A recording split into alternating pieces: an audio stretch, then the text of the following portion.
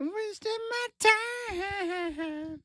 Well, I tell you what, if you're starting the day out with Phil Collins, you know something is right, Godfather. And there are moments in life where you really find out where you rank.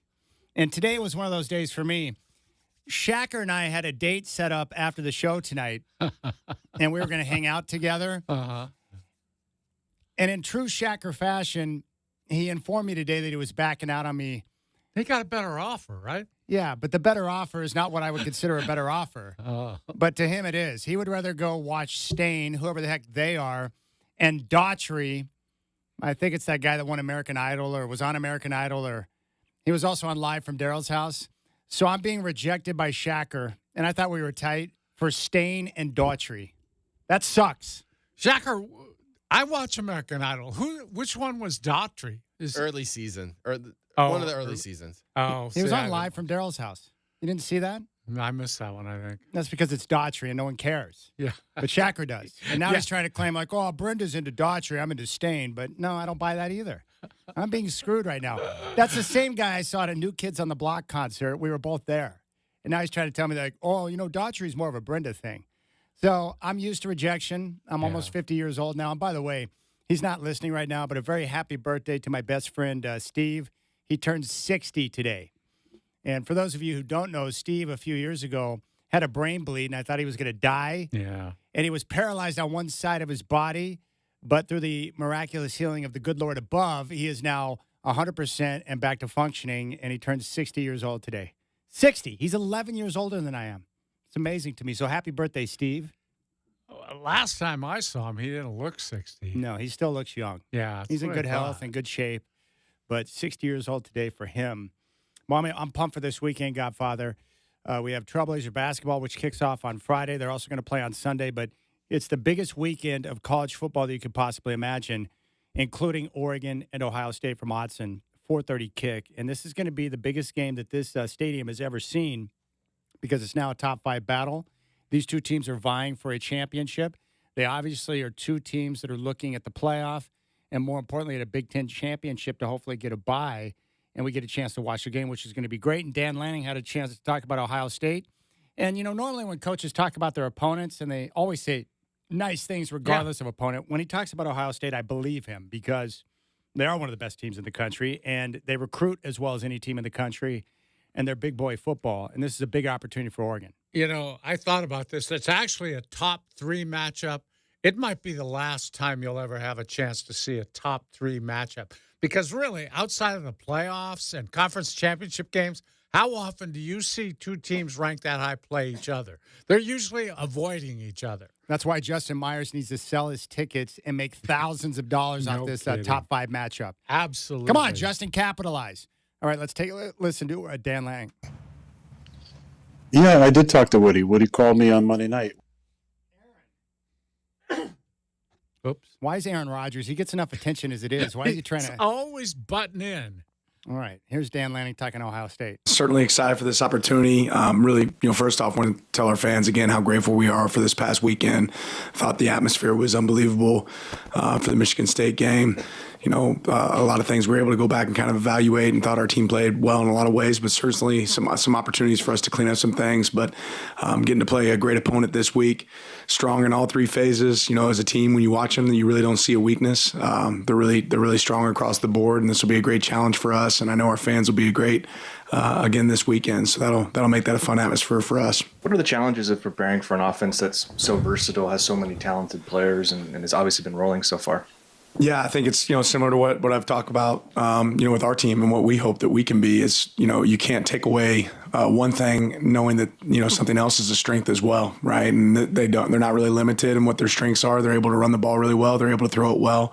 Talented at multiple positions. Quarterback can run the ball as well. So there's a lot of things that present threats, and I think you have to be sound in everything you come up with. Be aware of any risk that you're going to be taking, and when is that risk worth it or not, and be able to, play sound football. All right, there's Dan Lanning. High praise for Ohio State. I feel like this is a big game for Dan because in some of the big games he's faced so far in his early career at Oregon, he hasn't gotten the better of Washington and, has a loss on his record to Oregon State as well. I feel like this is a big matchup for the Ducks and for Dan Lanning to kind of show the improvement that he's making on the in-game coaching. Yeah, Chad, I have a feeling that you think if they can keep them from running, they have a good chance. He talks 100%. about how they're able to pass the ball, run the ball, all that stuff. But you kind of think there is an edge there if they can keep their running game 100%. under control. Yeah, they can throw it, but part of that is because they're so dominant with the ground game. Yeah. I'm not convinced, or I should say I am convinced, Will Howard is not going to drop back and beat them, right? So if you contain the run game and put pressure on Howard to make plays in that environment, you're going to have success. Put them in third and long situations, that kind of thing. Yeah, that takes them out of their comfort zone. And I've had a chance to think about this game. I know the Buckeyes are favored by 3.5, depending on which book you look at. But I like the Ducks. I like them to win this game at home, and mostly because of their depth and their performance with the defensive line. I think the Ducks, what I've learned about this team so far this year is they're a defensive team. We want them to be high-flying and have offense like they have in the past. They're a work in progress on that end of the on that side of the ball because of their offensive line, but their defense is playing really well. So I expect their defense to set the tone, and I think that will be enough to help them get over the top. Plus, I trust Dylan Gabriel much more in this type of spot than I do Will Howard because Gabriel is one of the best quarterbacks in the country, and he's been in big games before at Oklahoma, so he knows what it takes. And I think with his poise and his temperament and his accuracy, I think that's going to help get Oregon over the top in what should be a heck of a ball game. Yeah, I mean, all signs point to a real good ball game. Yeah. And something that goes right down to the end, I would assume. Yeah, and speaking of Gabriel, here is Gabriel on the keys to winning big football games. I think going back to the basis of winning, for sure. But, of course, in these atmospheres as well, experience is a huge thing. I think, the turnover battle, third downs, fourth downs, efficiency, and then scoring in the red area. I think when you combine all those three, you can look at it, and usually that's, the main three categories of winning. But, I think just, naturally there's a lot of energy and hype for everyone, but the best, team at focusing and honing in on, their job, usually does a great job in the game as well. There you go. Turnovers. You cannot turn it over. You mentioned it yesterday. Some of the mistakes we've seen throughout the course of the season, you got to be more than likely, you got to play a clean football game to win a game like this against Ohio State. Yeah, that means clean, not turning it over, and not too many stupid penalties. Penalties can be just as bad as a turnover sometimes. Yeah. All it takes is one holding penalty or a couple of false starts, and you can, take a drive that's looking promising, and it ends up in a punt. You don't want that. Chip Kelly, former Oregon coach who's now the offensive coordinator at Ohio State, was asked about making the return to Autzen. Yeah, well, I didn't build the program. Rich Brooks and Mike Bellotti built the program. I just kind of jumped in after Mike, but it's a special place, and I think it's great for our players. A chance for them to play in one of the special places in college football. They came out here a couple years ago and got to play in the shoe. We get to go play in Autzen Stadium, and it's Autzen Stadium at that time of day. It's truly special. So I think our guys are excited.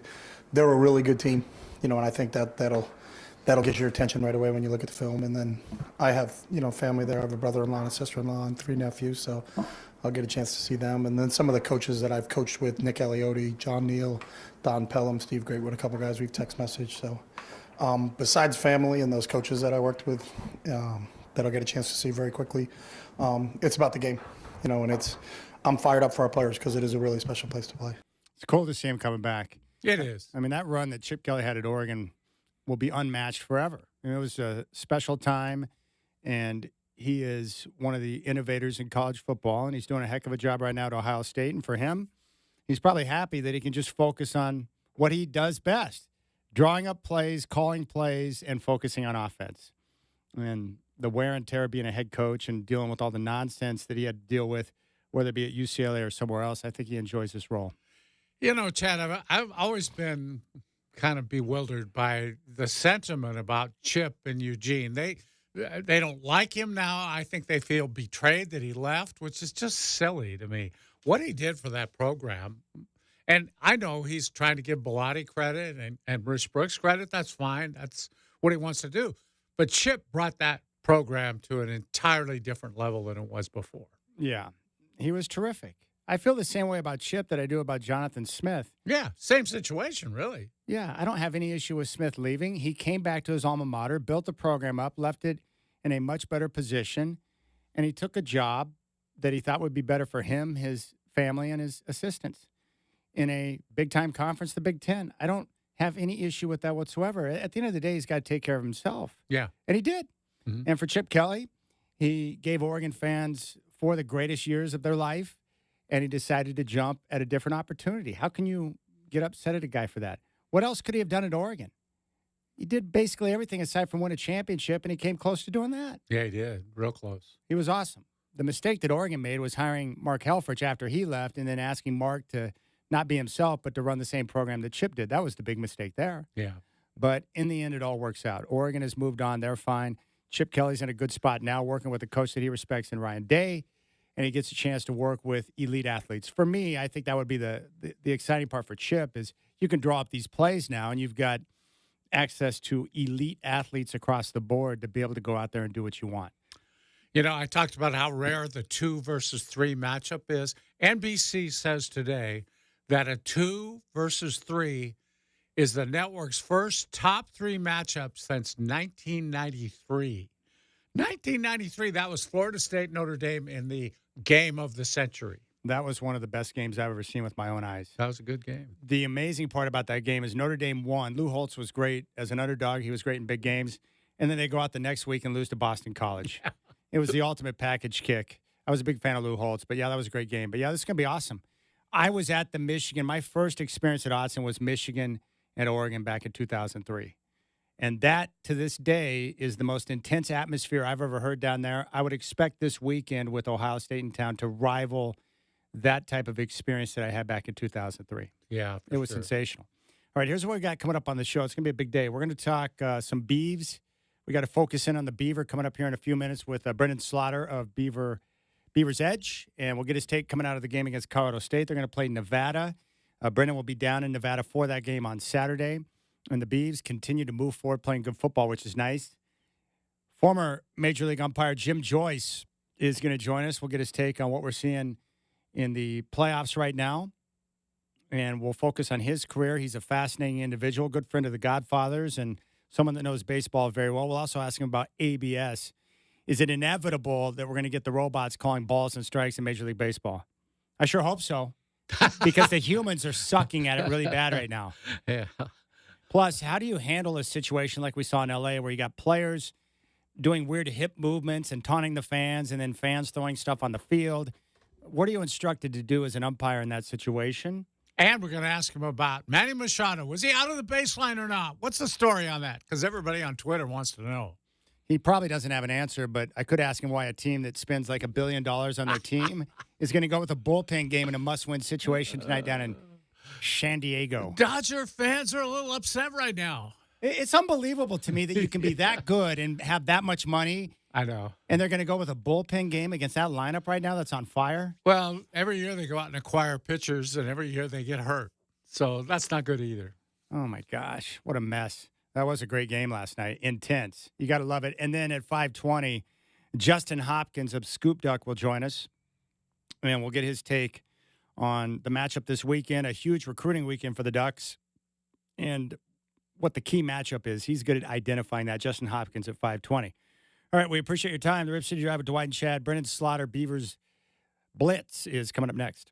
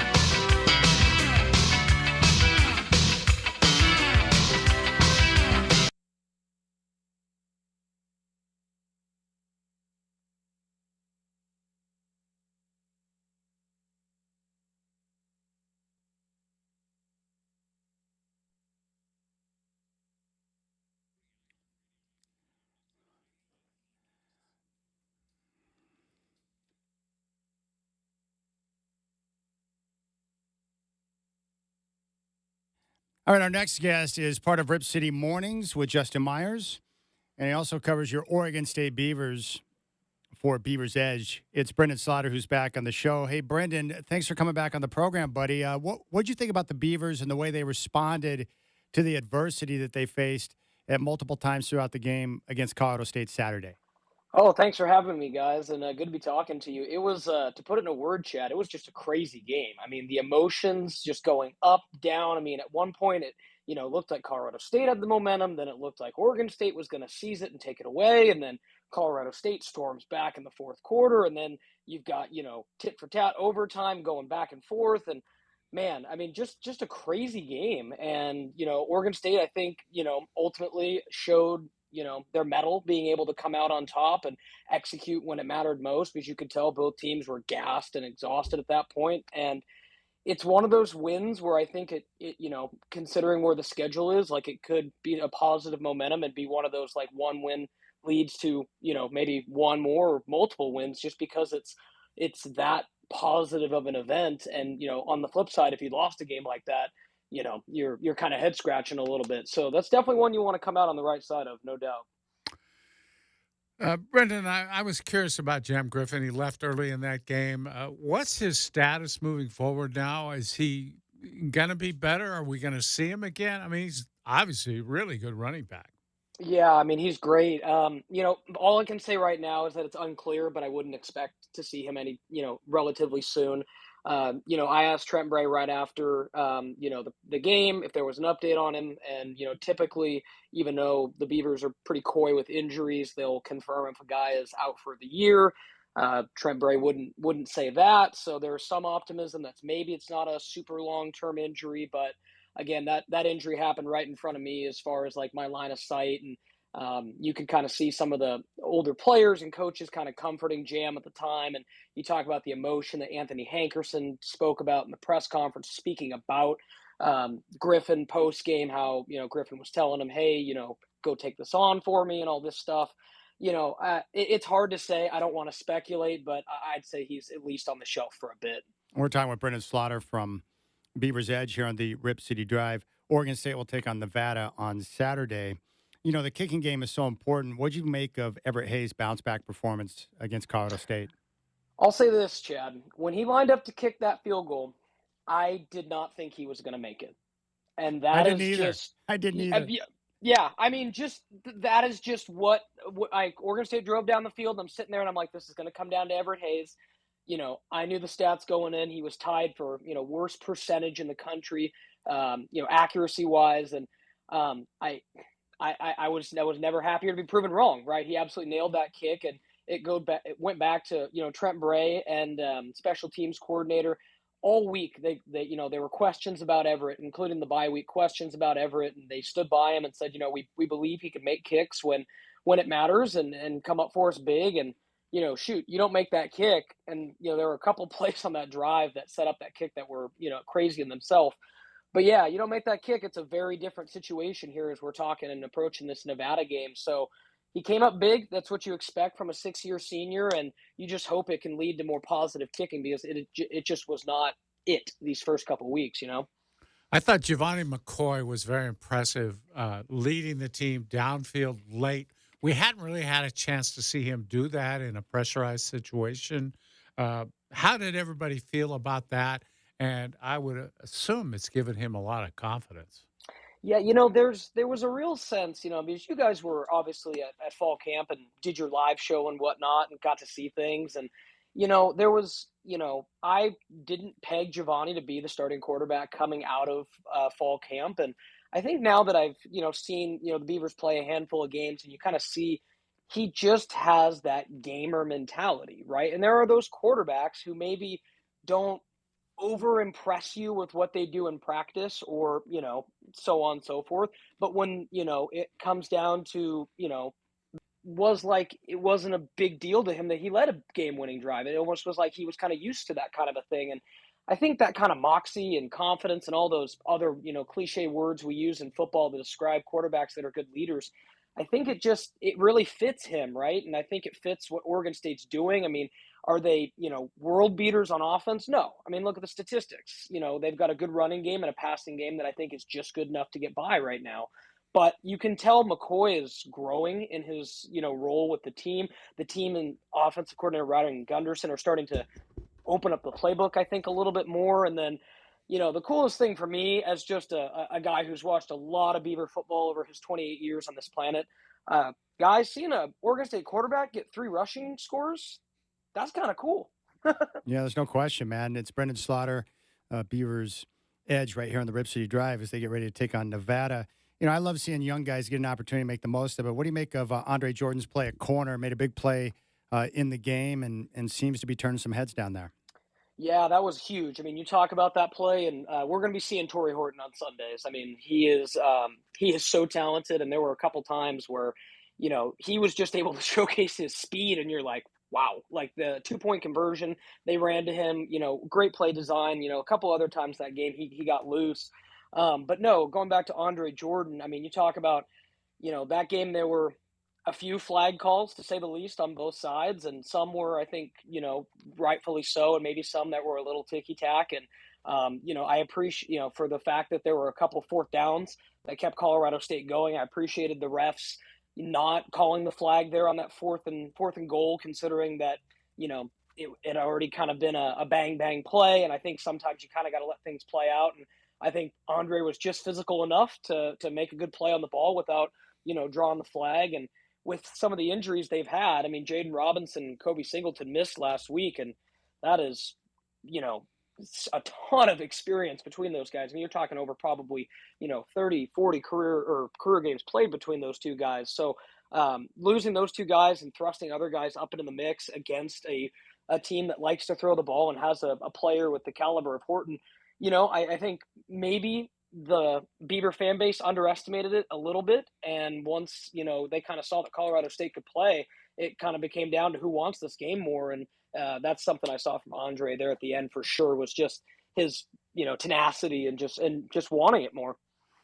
Brenden, there's a pretty good history of tight end excellence at Oregon State. And I wanted to ask you about Jermaine Terry. He looked like he really stepped up when they needed him in that game. Yeah, that's a fascinating kind of revelation, Dwight, because Jermaine Terry was, 4-star recruit coming out of high school, went to Cal, didn't see the field a whole lot or wasn't utilized, whatever the case may be.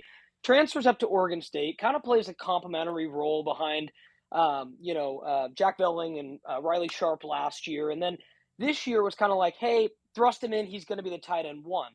In the first couple weeks of the season, he wasn't getting much action, wasn't getting many looks. I don't think he got a target until either this last week or the week before. It was Bryce Caulfield, who had kind of become the receiving tight end. And then I had kind of just started to hear some whispers that the team was going to be utilizing him more. And then, you saw that game, obviously they were able to find him for the 2-point conversion is the play that stands out to me the most. But, big body, sure-handed, and when you have a big target like that in the secondary, it certainly can help because, just Oregon State's receiving core is, still been inconsistent at best, I think, at times outside of Trent Walker. So, just having another guy who's got reliable hands is consistent would be big for them. All right, Brenden, I wanted to ask you about Nevada.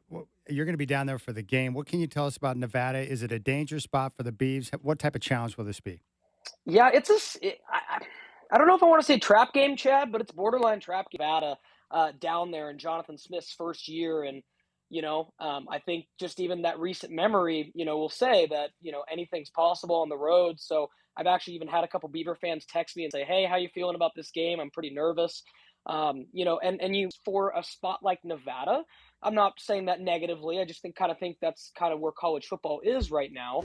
And, he has done a great job coming in with his staff and implementing a toughness and brought in a few transfers. There's even a few names, that we recognize, some transfers from Texas. They got a running back from Oregon. They've got a Colorado starting quarterback from a couple years ago before Shadur was there. So kind of a hodgepodge of players, but he's had them competitive in every game this year. And if memory serves, they should have beat SMU in week 0. So I think this is a game, guys, that if Oregon State's not ready for, Nevada could totally come through and make this a game and maybe even pull it out. Okay, I asked you about Griffin, but I'm curious, what other injury concerns do you have heading into this game? Yeah, for the most part, outside of Griffin, it's a pretty good list. I mean, I think that, or positively, meaning to say, Dwight, I think that there's a good chance Kobe Singleton and Jaden Robinson are back for this game. No, that would help. Probably closer to game time decisions. We'll see, but I've heard, it's possible we can see those two guys back. It was great to see Olu Omotosho get back in at outside linebacker. He only played, 15 snaps against Colorado State, but he is probably their best edge rusher that's not Zakiya Saez right now, and getting him back into a rhythm after he was out for 3-4 weeks, that really hurt the pass rush, right? And you've got Brenden Lewis, the quarterback for Nevada, who's been extremely efficient this year, in in just all of his decisions, and he's an experienced quarterback, right? And experienced quarterbacks are going to be able to pick apart a defense if you give them time. So I think Oregon State's definitely going to have to go in with a good mindset, and then offensively, no major injuries outside of Jam that come to mind right now. I think they're in a pretty good spot. All right, Brendan Slaughter, Beaver's Edge here on the Rip City Drive. Have a good time down in Nevada, my friend, and we'll talk soon. Appreciate it, guys. Have a good show, and anytime. There you go. Well, Godfather, I continue to be impressed with the Beavs, just their overall operation, the way they're, winning football games. And I do believe that good teams, I think a mark of a good team is finding ways to win on days when you don't have your best stuff and winning close ball games. And when you can do those two things, you can make some good things happen. But right now, Back to the Heisman thing, if he's back there, he should just grab the trophy and run, because who can stop him? That's such a bad joke. Yeah. I haven't seen a guy put up numbers like this since Barry Sanders back in 1988. Yeah. Well, and look, he's not Barry Sanders, but the guy there are some similarities there too. I mean, he doesn't get hit a lot really hard. I was over contact in Milwaukee at E-Force today talking with Alex Brink, and we were doing some stuff, but I asked him about Genty because he just had that game that he called Washington State and Boise State, and he said it's amazing because he's facing eight-man boxes all over the place, right? Mm-hmm. I mean, teams are setting up to shut him down. And he said Washington State did a good job. They weren't their gap assignment was good. They were in the right position. And for large portions of the game, they held him in check. But the problem is he's such a big hitter in terms of a running back that before you know it, he explodes for a 65-yard run. Yeah. Or he gets off for a 54-yard touchdown. And then you look back and you're like, man, for large portions of the game, we controlled the run game, but he was able to pop it for a big one because he's got that unique ability, strength. He can break tackles, but then he's got the speed to hit the house. That's what he did to the Ducks, really. They had him under control for a while, and then, boom, goes for 75 or whatever he went for against them. Goodness sakes. Now, for those of you who might be a little bit younger out there, look, Ashton Genty is putting together one of the finest seasons we've seen in college football. But he is not Barry Sanders, okay? Barry Sanders was the greatest college football running back I've ever seen. And if you go back and look at his numbers in '88 when he won the Heisman Trophy, they're truly ridiculous. And he put up big numbers against both Oklahoma and Nebraska, the two best teams on their schedule. And then he went on to the NFL to arguably become the greatest NFL running back of all time. So Barry Sanders is a special one, but Genty is making a name for himself right now. And right now, if you look at most of the draft experts, they have Genty, atop the list for best running backs or the top running back that likely will be taken in the draft. He's awesome. So he might go in the second round then, right? Yeah. And with all that said, it's still ridiculous that he runs on blue turf. Like, that's just wrong. It is wrong. The Smurf turf is wrong. Nobody should play football on a blue turf. Football fields are green. People should compete on green and not some type of Smurf turf. It's absurd.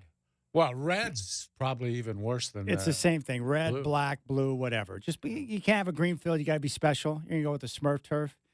Come on now. Especially when you wear blue uniforms. That's not even fair. Okay, we have to give a special shout out. This is a big moment, and he's been wanting to have this happen for quite some time now. But one of our big listeners, Scotty Bethune. I know where you're going with this. Yes. He reached out over the weekend and sent me a picture. And it was such a big moment that I actually called him on the phone to have him break it down for me. Tell me how it happened. He was playing in a tournament out at the Reserve, and he hit a hole-in-one from 155 yards out. Yeah. He's been wanting a hole-in-one desperately, just like everyone else that plays golf. He was mad at me when I posted the picture for my second one. And I said, dude, just keep playing. It's going to happen. And it happened for him. at the reserve during the tournament. So, Scotty Bethune, props to you, my friend. I think he won $500 for that hole-in-one, too. I saw that, but even better, his playing partner won almost that much himself. I want to be that tailgater that wins when somebody else gets the hole-in-one, because I'm not going to get one. I'll be a wingman for Scotty. I can get $500, but props to you. Scotty, that's a big moment. I know you were thrilled, and he's been putting a lot of time in on his game, and so I'm happy for him, man. He's good people. Nice work, Scotty. He's a pretty good golfer, too, right? Judging from what he says. He is. He's a good golfer. I've played with him before. Oh, yeah. He can swing it, and he's been putting in more time, and his wife is a sweetheart.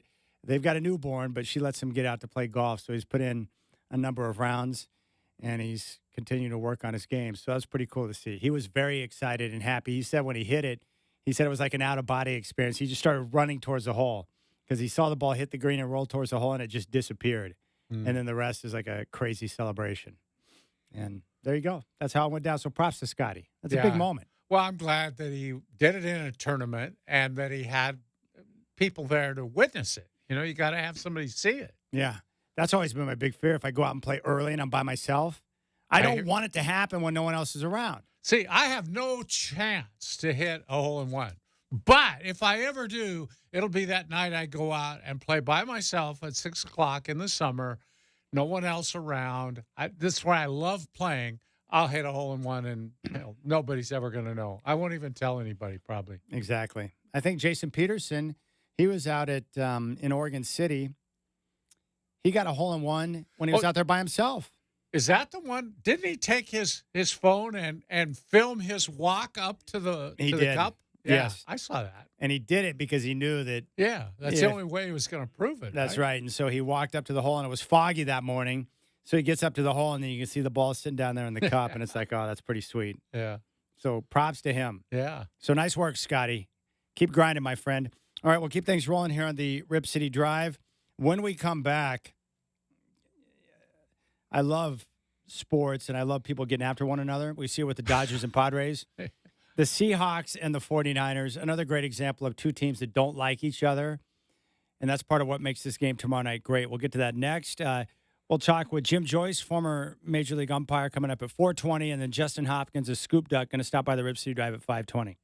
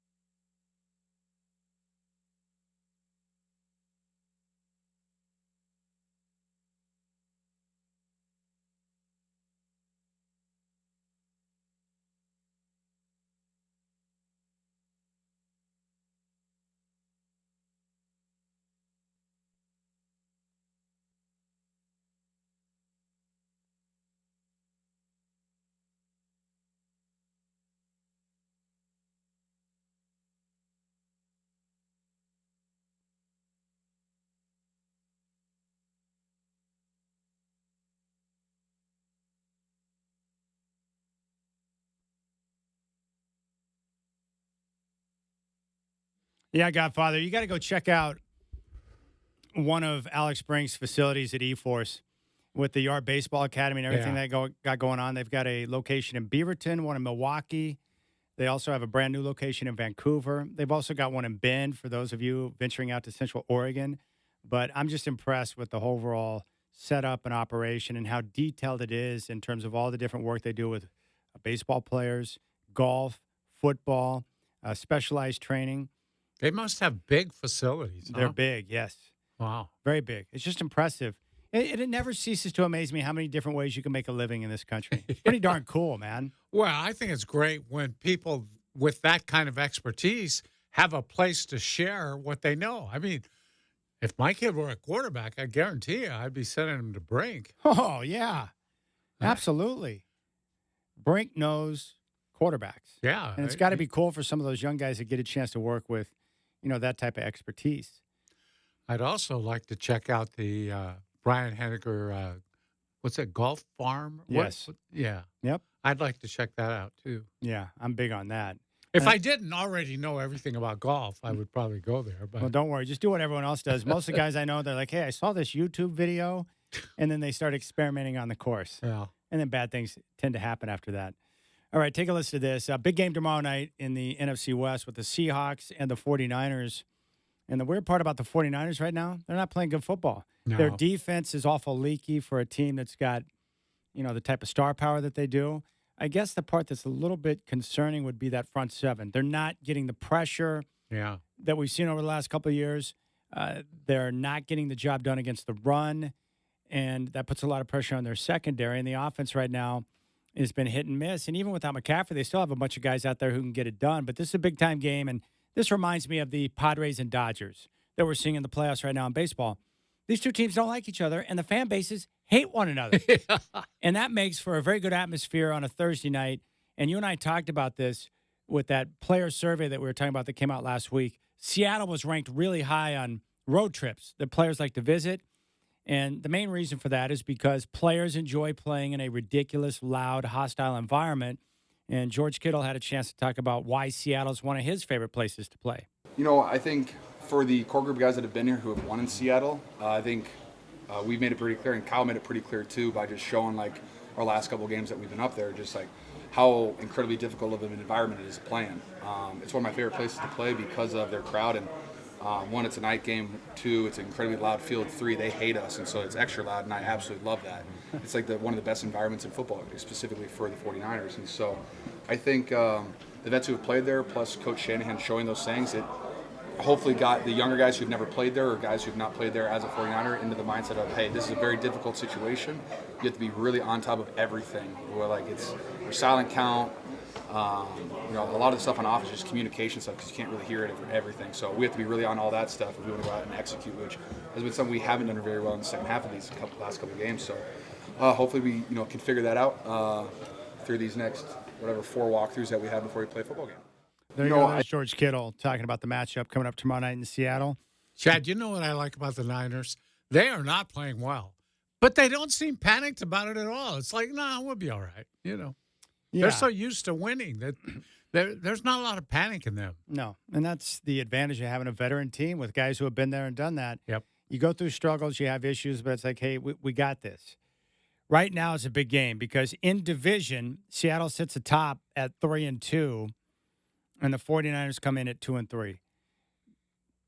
The NFL, part of the reason why it's such a great season is that there's only 17 games. Every game matters. And right now, if you drop this game and you're 2 games out, you don't want to be behind the 8 ball too much as you continue to move forward. So it's a big game for the 49ers to bounce back. And I think also for Brock Purdy, it's a big game for him to bounce back as well. He did not play well against Arizona.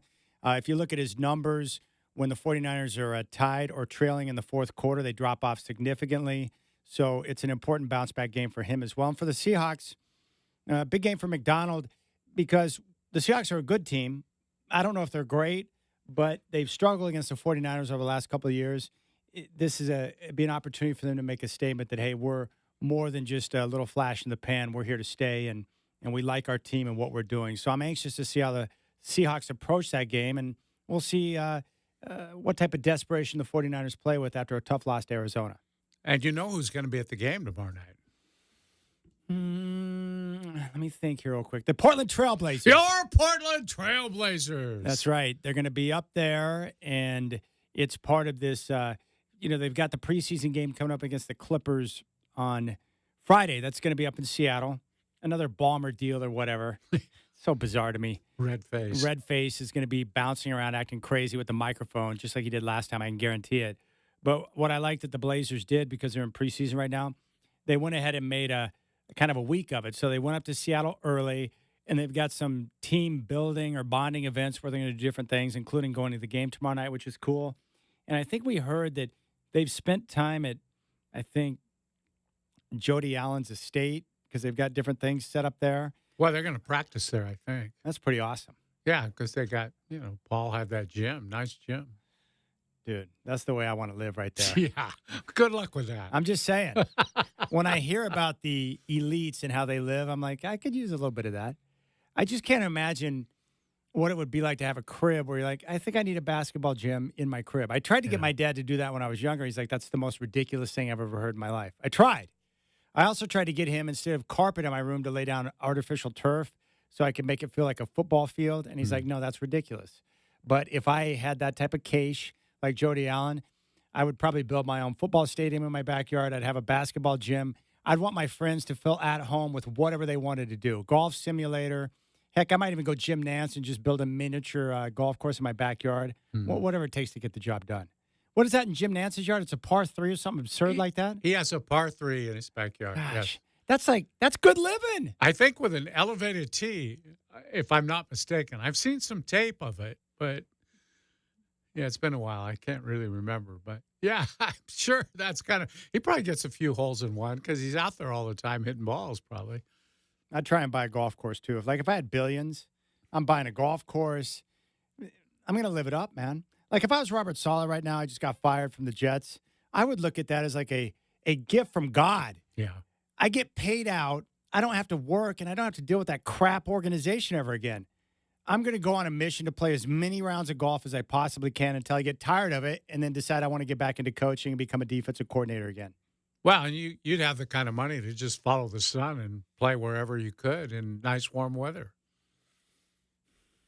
I think what you need to do is get busy in your bedroom and invent some software. I mean, that's the way Paul Allen started. Just get in there and come up with something. I'd love to get busy in my bedroom. The problem is I got no one who wants to join me. I've been trying, Godfather. Trust me, I've been trying. Hey, Puppy Shots is there for you all the time. Come on. Puppy Shots. I'm glad he's feeling better. He was mad at me today when I left for work, though. Yeah. He ignores me when he knows I'm going to leave and I get ready. He knows the routine now. He doesn't like to look at me, and so it makes me sad. Every day he makes me feel bad when I leave, but I have to whisper in his ear, and I give him kisses, and I say, don't worry, buddy, I'm coming back. I'm going to feed you. We're going to play together. I'm going to take care of you. But he still ignores me. It's just amazing to me that a little puppy dog like that can play mind games. Like, no, I'm upset with you right now because you're leaving me again. The separation anxiety that exists inside of a dachshund is off the charts. And their ability to make you feel guilty is amazing, too, right? I know. It works every time. Yeah. Those sad eyes that they're able to come up with. All right. We'll keep things rolling. When we come back, we got to check in with Aaron Rodgers. Was he lying or was he not?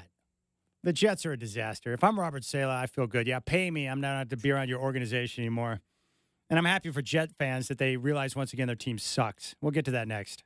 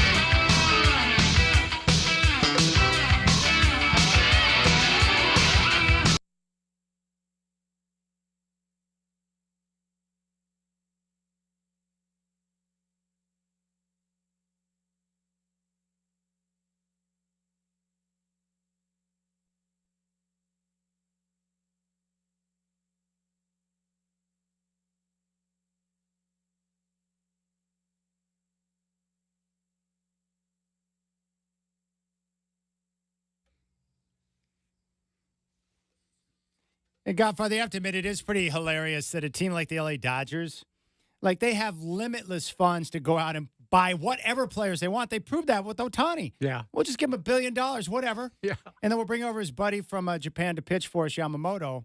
And yet here they are once again in the postseason, and they're going to get run out by the San Diego Padres because they don't have pitchers. Yeah. Because none of the guys that they brought in stayed healthy. I don't understand to me. They bring in Glass now, who's a good pitcher, but he's known as a guy who's always soft. Always hurt. Oh, no, we'll get Glass now, and we'll bring Kershaw back because we love him, and he's a great Dodger. Why don't you go spend $1 billion on a guy who's an Iron Man that can throw inning after inning after inning? Yeah. It's beyond my understanding. And they're going to go with a bullpen game tonight against the Padres, one of the hottest teams in baseball. They're going to get their ass kicked. Seriously. The good thing is it doesn't bother you sitting there with your Dodger T-shirt on. And then the worst part is when you need, in those moments, your pitching sucks. They can't get the big three guys in their lineup to hit. Know. That's what's amazed me. Oh, my gosh. It's happened, though, in the postseason. I think it's a product of the new culture of home run or nothing. And so you have all these guys who've changed their swings. And when the pitching gets better, if they don't hit a home run, they don't get a hit. Yeah. So you have, it's happened to the Braves 2 years in a row where, they get in the postseason and it's like, if we're not hitting home runs in every game, we're not even scoring any runs. Yeah. And now you got the Dodgers whining about the Padres' antics and bat flipping on singles or whatever. Big baby. Oh, they try to get under our skin, Max Muncy said. Yeah. Well, of course they do. Yeah. Because it's too easy. Come on. It's really embarrassing. It's hard for me to feel sorry for the big brother on the block with that type of money. Yeah. You're not getting any pity when you're spending the kind of money on players that those guys are spending. They're like the Yankees of the National League, Yeah, and they want to blame Dodger fans. They all want to blame Dave Roberts like somehow it's his fault. I don't think it is. I don't either. He is given instructions before every game. Here, do this, and make sure we run the analytics, and we do it this way. You don't want your starting pitcher to go more than twice through the order. That third time is a killer. So get him out of there before he goes through the third time. Yeah. Why don't you go in and kneecap all of your analytics department and get some new guys in there that aren't so dumb? Yeah. It's just beyond my understanding. They're going to go bullpen game tonight. Godfather, they're going to get run out of the building. You know that's going to happen. Unless for some reason Ohtani, Betts, and Freeman get hot at the same time. And by the way, Freddie Freeman, I love the guy to death. He is one of my favorite baseball players of all time. I just think he's a terrific human being and great player all the way around. Clubhouse, on the field, hitting. With the glove, he's awesome. But his act towards the end of the regular season against the Padres, where he went like ballerina up the first baseline, caught a cleat, and then injured his ankle, that's devastating because he's out there trying to hit the ball with one leg. Yeah, and he's actually hitting it better than the other two guys. Yeah. Ohtani, here we've waited all these years for him to get in the postseason. Yeah. Do something. Could you? Could you do something? Gosh, and you know what I hate, too? There's nothing worse when when the big guys can't hit, and then they bring up the scrubs at the bottom of the lineup that are done. They have no chance. Hey, they got a grand slam from a Mariner cast-off. Come on. Teoscar Hernandez has had a big year for them. Yeah, he has. Why didn't they pay him? What are the Mariners doing? You know what, though? He didn't want to come back because it's that same thing I brought up. The hitting background there is so bad, and he's a guy who talked about it. He said, you can't hit there. I'm not going to go back. People don't want guys who can hit don't want to play there. Pitchers do, and Teoscar's been killing it this year. He's been huge for the Dodgers. Yeah, he's had a lot of clutch home runs for them. I couldn't believe it. That game was so weird. Like the Padres erupted in the third, and then all of a sudden Teoscar comes back and hits a grand slam. It's a one-run game. Yeah, they're back in it. No one scored the rest of the way. I know. Playoff baseball's wild. Yeah, it is. All right. Speaking of wild, how about the Jets, Godfather?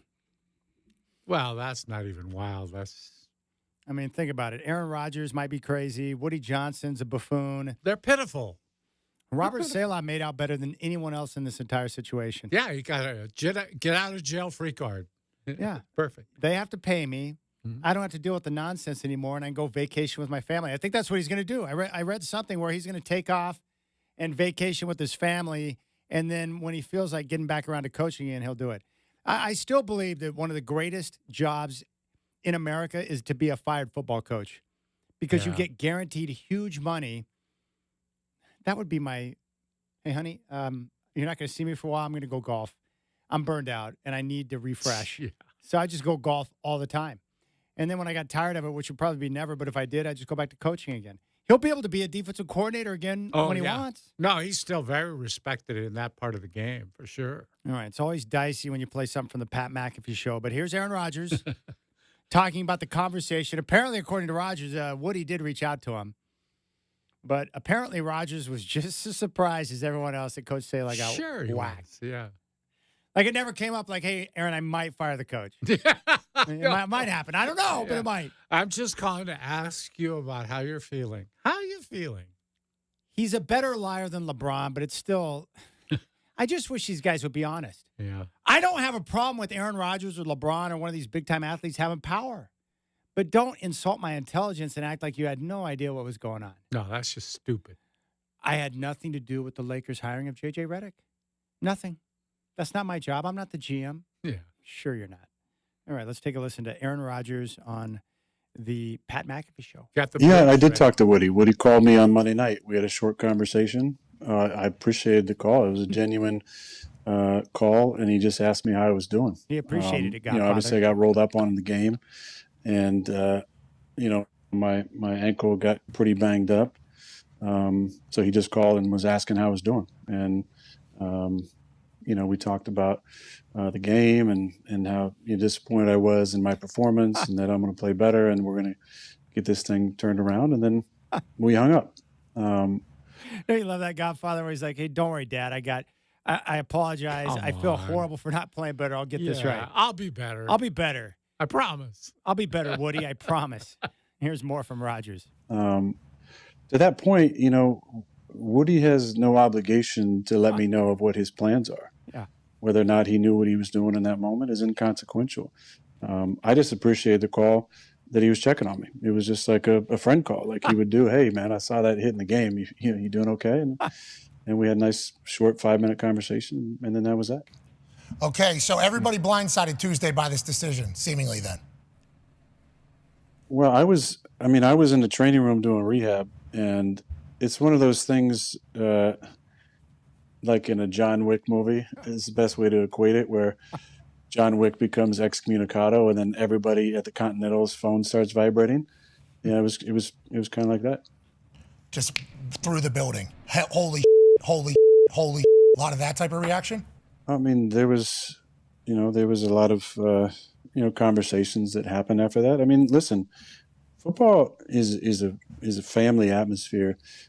You spend more time, for many of us with these people than our own loved ones. So it's a tight-knit community.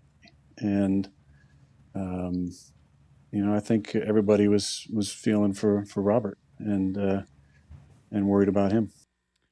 There you go. There's Aaron Rodgers. The other thing I learned today that I had not realized before is that Woody did not hire Coach Saleh. It was his brother that did the hire. So there was no personal connection between Robert Saleh and Woody Johnson. Yeah. So, okay, I've heard a couple of different reports on this. Diana Rossini is reporting that there is a good relationship between Rodgers and Woody Johnson. Yeah, not surprising.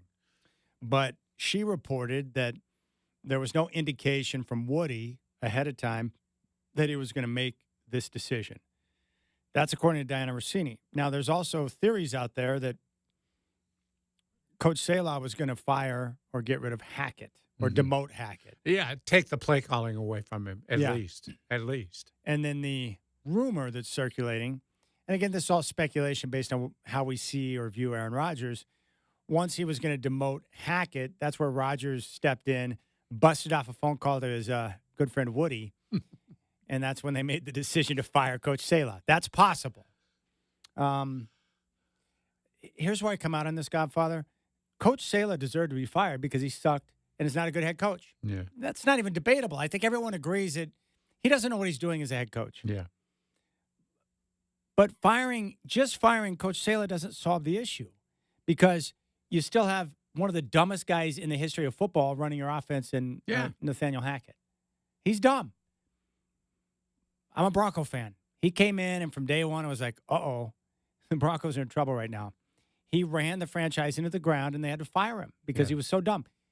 2 games into his coaching career as head man in Denver, they had to bring in a Jerry Rosberg to kind of oversee the operation to make sure. He had to check with Rosberg up in the booth before he could even challenge plays. Yeah, he was whispering in his ear, I'm sure. No, Nathaniel, we're not doing that right now. Yeah. We're not challenging that, all right? Literally. Like, how dumb do you have to be when you can't even be trusted 2 games into your head coaching career? They have to bring in Jerry Rosberg to make sure you know what you're doing. Nathaniel Hackett is not where it's at. And if you ask anyone that knows anything about football, the people around the league, they look at the offense. They see it's kind of stale. It's easy to figure out. There's no motion. He's a train wreck. But he's there because Rodgers, they're like, I don't know, I guess they're like buddies or whatever. Well, it's a family atmosphere, Chad. And certainly Aaron loved Saleh. That's why he pushed him away when the guy tried to hug him. That's true. He and Woody are like friends. Yeah. And he and Hackett are like family. Yeah. There's a lot of love going on with the Jets right now. Yeah. But they didn't solve the problem. The problem's with the offense. Yeah. I mean, say what you want about Coach Saleh. At least his defense, he's a defensive guy. At least the defense was buttoned up and doing a good job. So it just doesn't make sense to me. It makes sense to me from the standpoint that I expect this to happen with the Jets because they're a pathetic organization with poor leadership at the top. And teams like that fail on a regular basis because they're dumb. What I don't understand is for a guy like Aaron Rodgers, who's one of the best to ever do it, and he obviously cares about his legacy and winning football games, and there's a lot of pressure on him to perform in New York because he doesn't want to be laughed at. Why would he marry himself to a dum-dum like Hackett? Like, that makes no sense to me. It's like, Aaron, your offense sucks because you've got a coach that doesn't know what he's doing. And if they brought in a guy that knew what he was doing, that knew how to get the run game going, knew how to do a better job of scheming to protect him with the offensive line, and it's not a roster that's completely depleted of talent, I think this is a coaching issue. So you took care of one side in Saleh, but they still got Hackett there. They should have fired both of them. Yeah. Woody should have been like, Rodgers, I know you love the guy. Look, I'll take care of him, but we're not going to have him on staff. He's dumb. We got to bring in a different guy because the offense sucks. And this is a results-based business. And I'm sorry, but we got to do this. Yeah. And by the way, it's my team, and I'm going to do what I want. Yeah. You know? Or they could have demoted Hackett, and he could have been like the glorified, like, who was that guy that was on the Bulls? It was Jack Haley. He could have been like Jack Haley, right? Jack Haley was there to sit on the bench and make sure Rodman didn't do anything too crazy. Right. Hackett wave a towel once in a while. Yeah. Hackett could have been like ML Carr. He could be waving the jet flag or whatever they do there, leading the chant with Fireman Bill. But we don't want him calling plays because he doesn't know what he's doing. What a mess. Totally. And they play the Bills coming up. That's going to be a game. Every game now with the Jets is must-see. Now, this Ulbrich, is that how you pronounce it? Ulbrich? Oh, yeah, they call him Brick. Brick. Ulbrich. Yeah. So Ulbrich, who's going to take over, all I know is that Shanahan likes him. And I work off a very simple philosophy in football is that if Kyle Shanahan's down with you, you probably know a little bit of something. Yeah. Kyle Shanahan's not trying to grab Nathaniel Hackett and turn him into something. But this Ulbrich guy is well-respected around the league, so maybe he can keep it together. The question is, who do they bring in? How desirable is that job next year?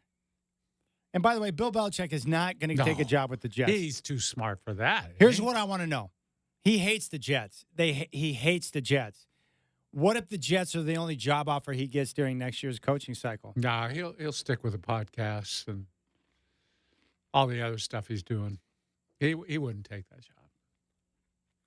Hanging out with his girlfriend, with his Taylor Swift going to sweatshirt on, dance recitals with her. Yeah, that's amazing. I can't wait for that Dodger bullpen game tonight in Game 4. Must win. Yeah, their bullpen's really solid, too. It's a lot to look forward to.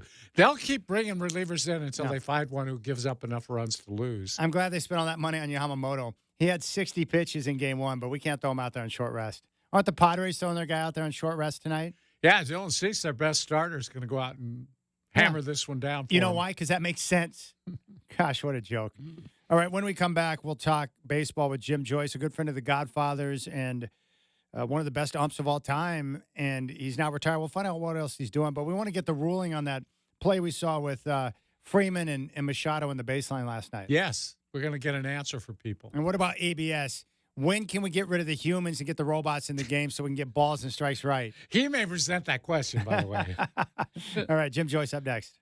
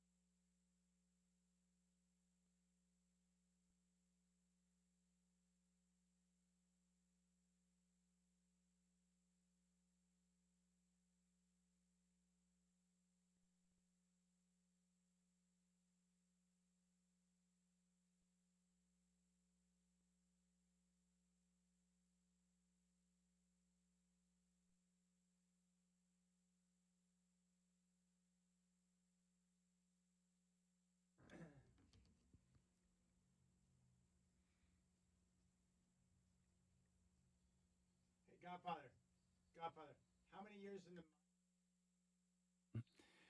All right, our next guest has quite a story. He spent 12 years in the minor leagues, and he was an umpire and a part of 3 All-Star games, 10 Division Series, 4 League Championship Series, and 3 World Series.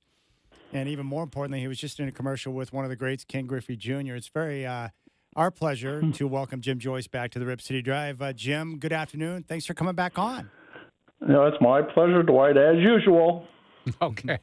Hey, Jim, the hot topic today, honestly, is the play in the Dodger game last night where Freddie Freeman fielded a ground ball through to second, and his throw hit Manny Machado in the back, and people believe that is somehow some sort of interference on Machado's part. I think if you could just explain the rules on plays like that people might understand what went on a little better. Okay, I was actually watching the game at that time, believe it or not, and Good. It was kind of funny because and I don't know who the announcers are. I don't know, what station they're with or whatever, but they immediately said that the runner has three feet on each side of the base. Okay, that's a little bit of misinformation. Yeah. Actually, when the runner leaves first base, he creates his own base path. And I know that sounds crazy, but that's actually in the rule book. Yeah. The runner actually, the only one that is strictly enforced is the one between home and first. Where they have the running And the box. other ones are anytime the runner takes off it, and I ran into this a few times. And when Machado took off, whatever path he takes is his baseline. And so unless he actually intentionally interferes with that throw, everything's legal. And I mean, it has to be very intentional for that to be called an out there. And as a matter of fact, I remember them saying, well, they're going to challenge this. They're going to challenge this. They didn't challenge. Yeah.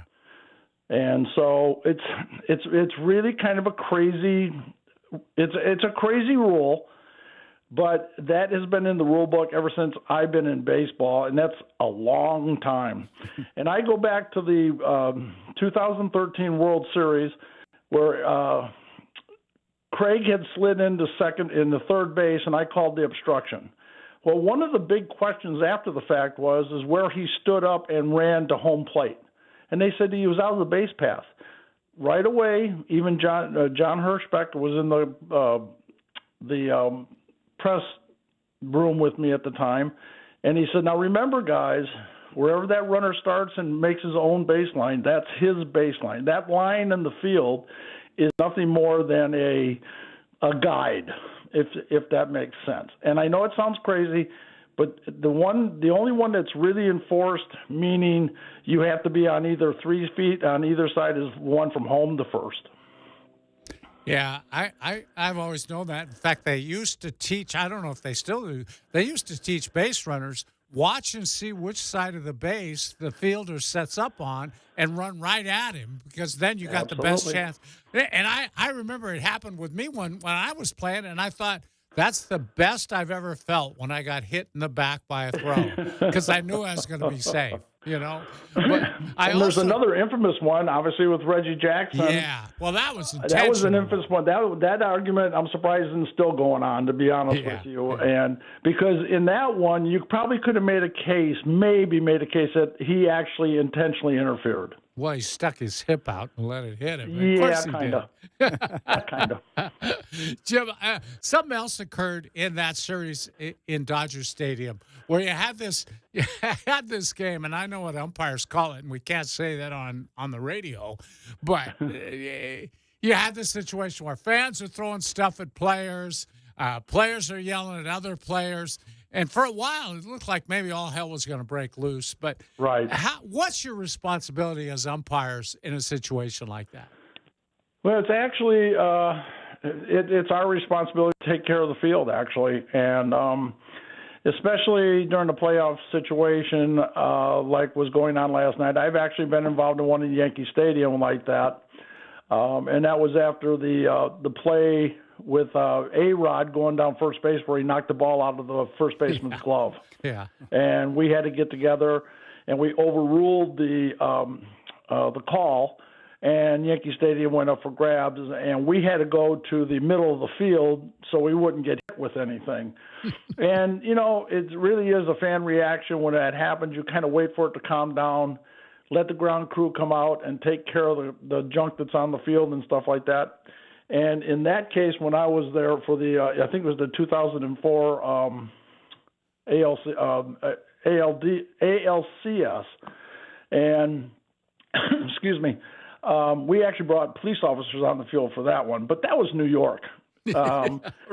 This one, I know it's very unusual, actually, I thought, and but in that regard, you just want you take care of safety first, let everything calm down, and then hopefully you can continue.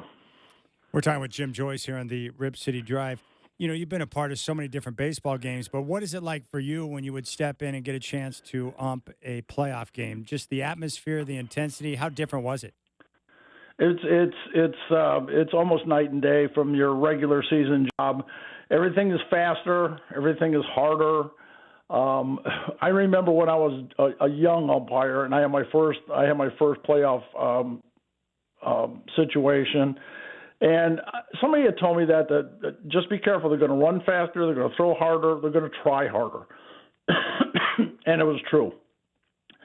Guys were running down the first base like scared deers on just routine plays.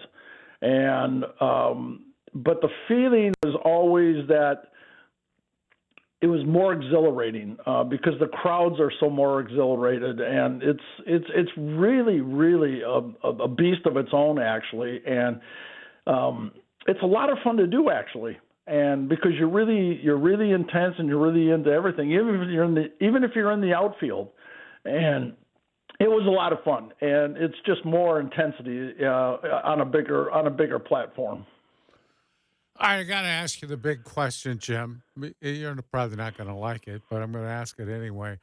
ABS, automatic ball strike.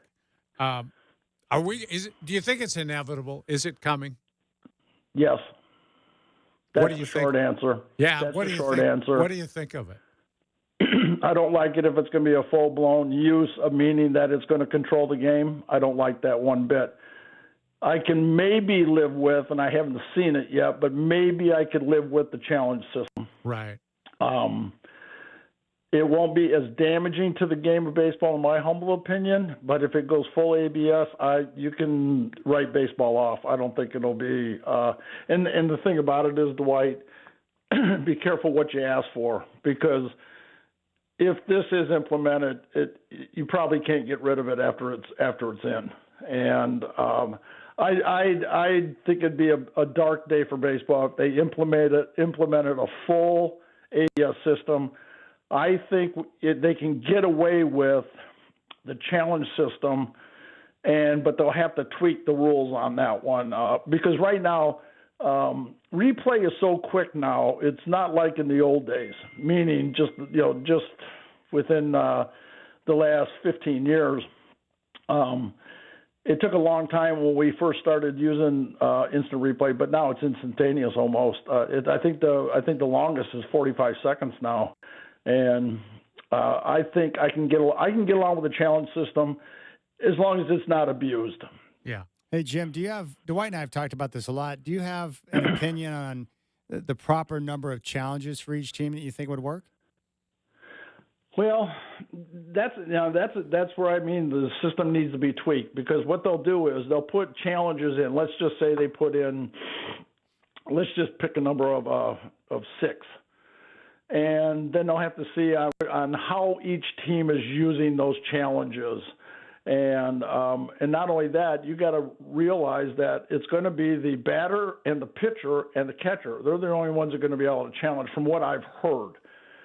So what happens if you want to challenge, like in basketball, if you call a timeout with no timeouts left, it's a technical foul. Okay, what if you're trying to challenge something and there's no challenges? Is there a penalty for that or whatever? They're going to have to tweak the rules for that. My my original thinking is I'm thinking 6, but no more than 8. Yeah. I don't think it would take that long. But what they'll end up doing is they'll pocket these challenges, too, towards the end of the game. They won't use them in the first half. Like basketball does, pretty much, with challenges. Yes, exactly. Yeah. Exactly. Jimmy, I wanted to ask you this, too. There's 2 things going on now that you didn't see a lot of, I think, when you were umpiring. Number one is the bullpen games, where each side's using like 6 or 7 pitchers in a 9-inning game. And the other thing is all the bat flipping and the talking and everything. I want to ask you about both of them. First of all, is it harder to umpire behind the plate in a bullpen game with all those different pitchers coming in? Yes, it is, because there's a certain flow to the game. I always liked a really nice flow to the game where everybody was clicking all on 8 cylinders.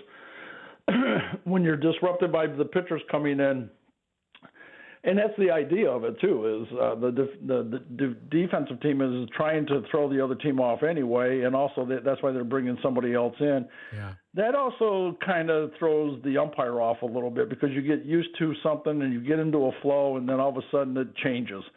And I jokingly say to my wife all the time, I hate change. But I've been involved in some of those 6, 7, 8 pitch games, and first of all, it's I think they've done a good job on. I'm not going to say I like the rule, but they've done okay on that. But I'm not sold 100% on that because that takes away from managing the game a little bit. But you're right. I never liked a 6, 7, 8 pitcher game. And what about all the talking and the taunting and the bat flipping and all the posing and all that stuff?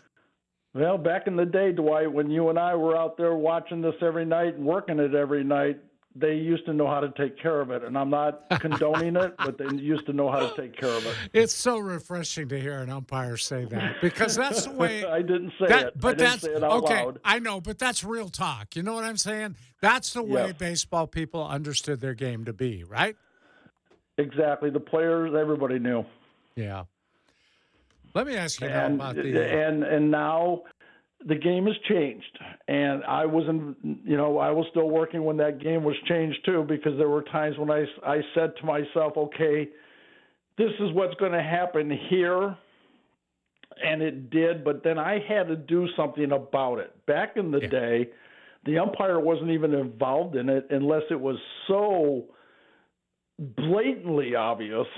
And a headshot, that's the only time an umpire would ever really get involved in it.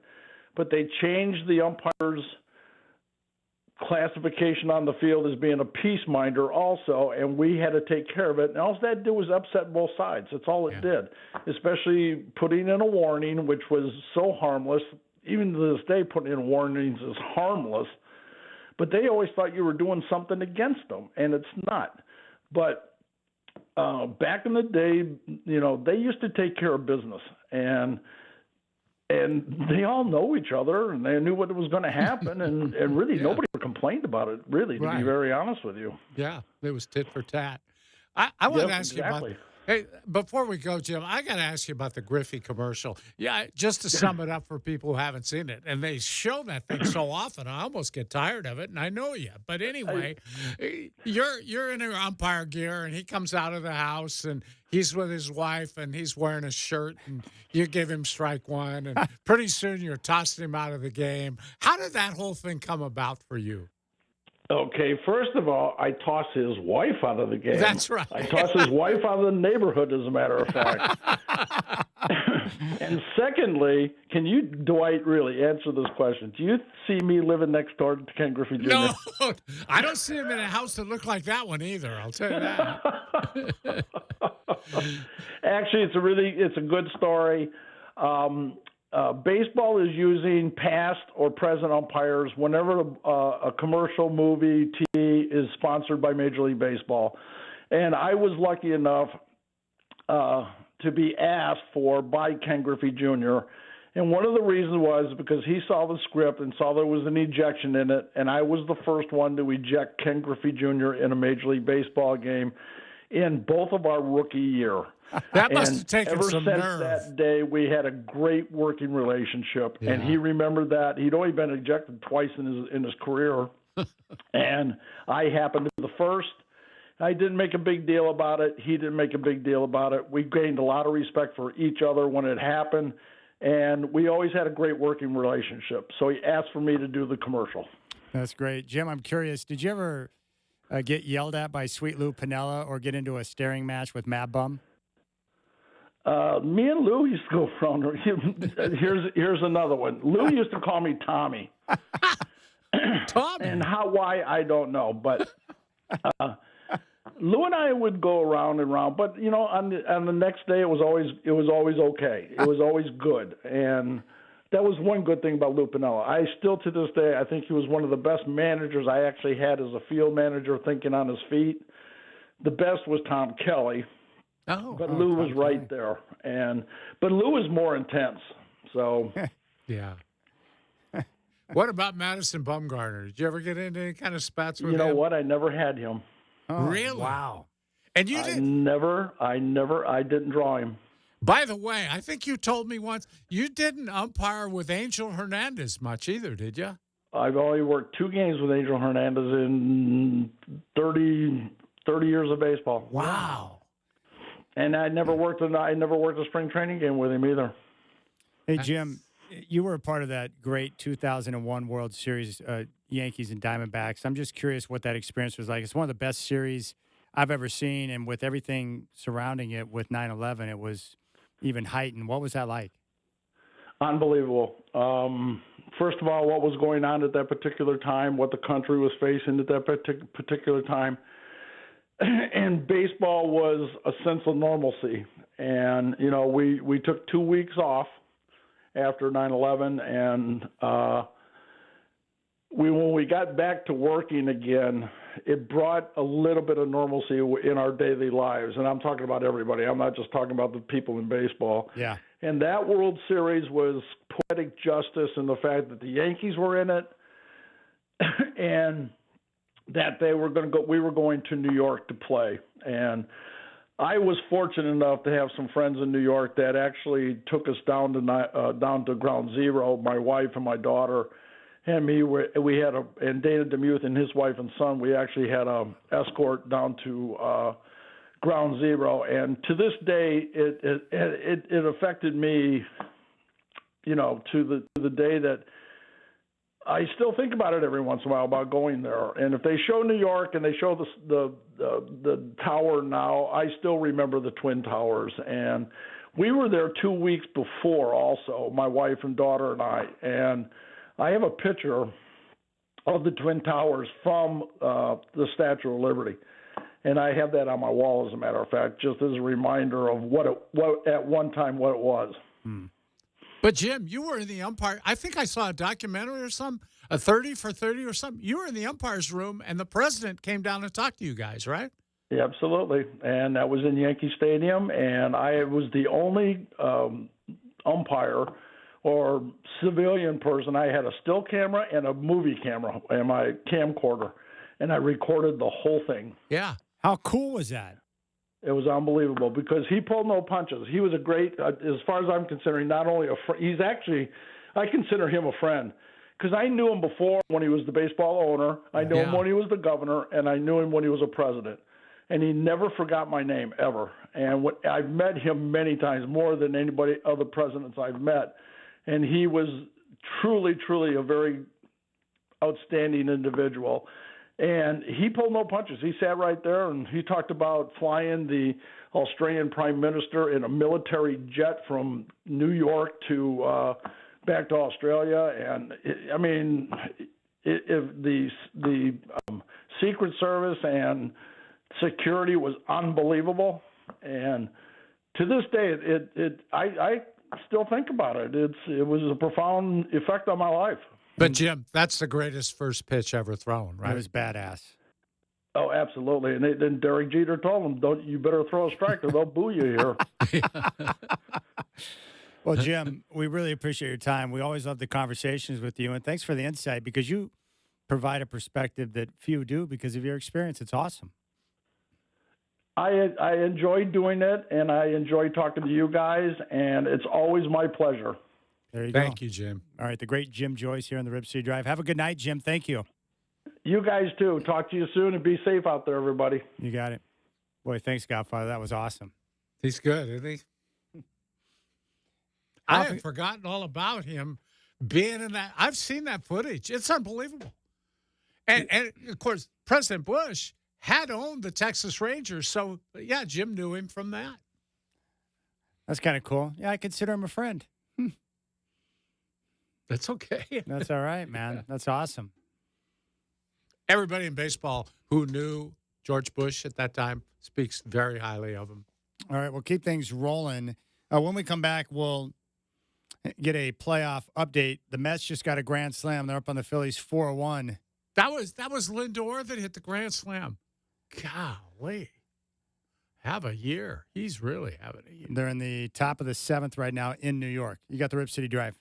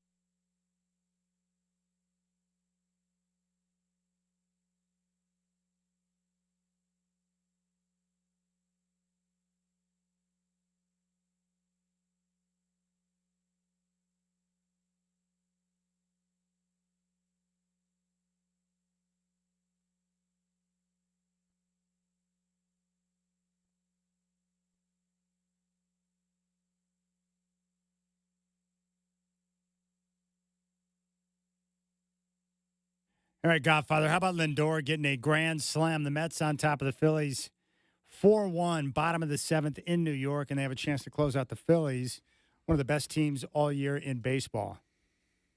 Well, once again, we see a team with a bye that won its division and was probably the best team in the National League go out of there in its first round of action and not be able to swing the bats very well. How much would this surprise you if New York holds on and gets the win and advances to the NLCS? Well, it should surprise me, but it really doesn't because those wild card teams come in hot and they've had regular action, whereas the teams they're playing have been off for a week.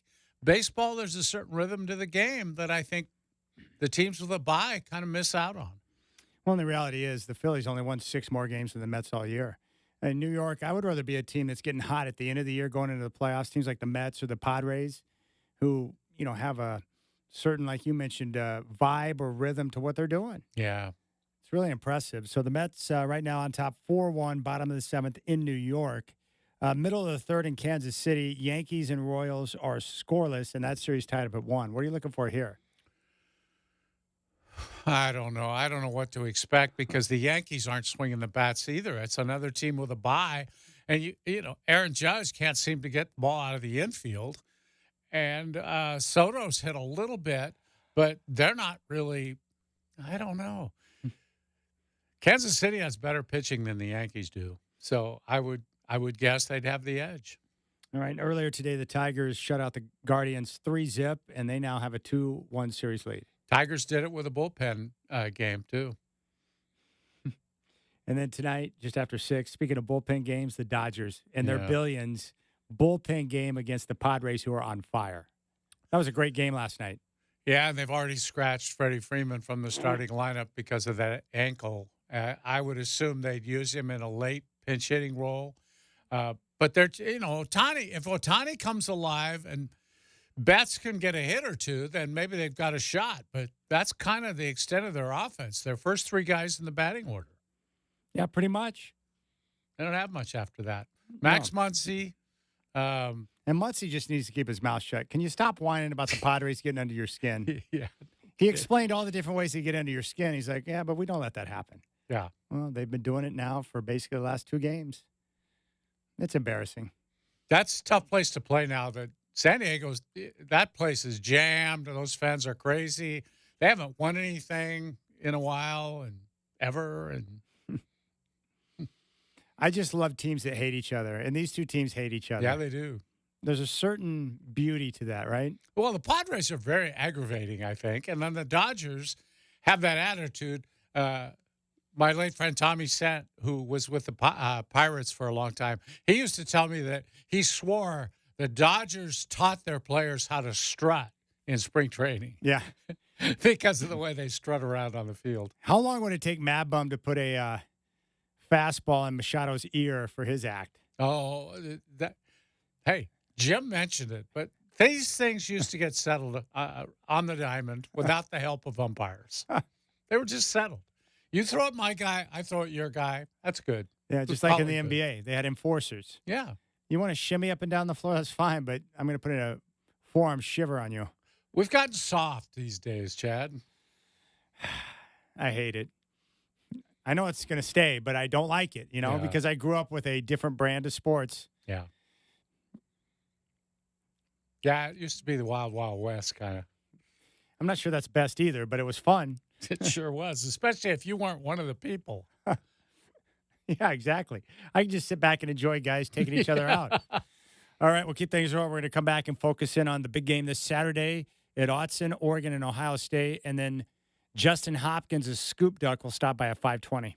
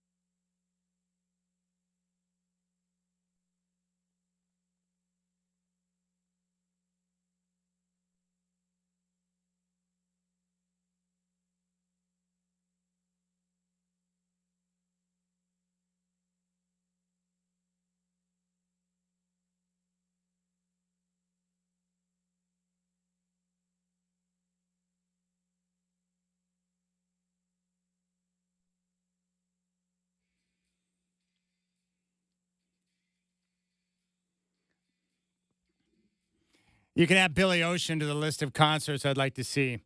Really? He was playing somewhere.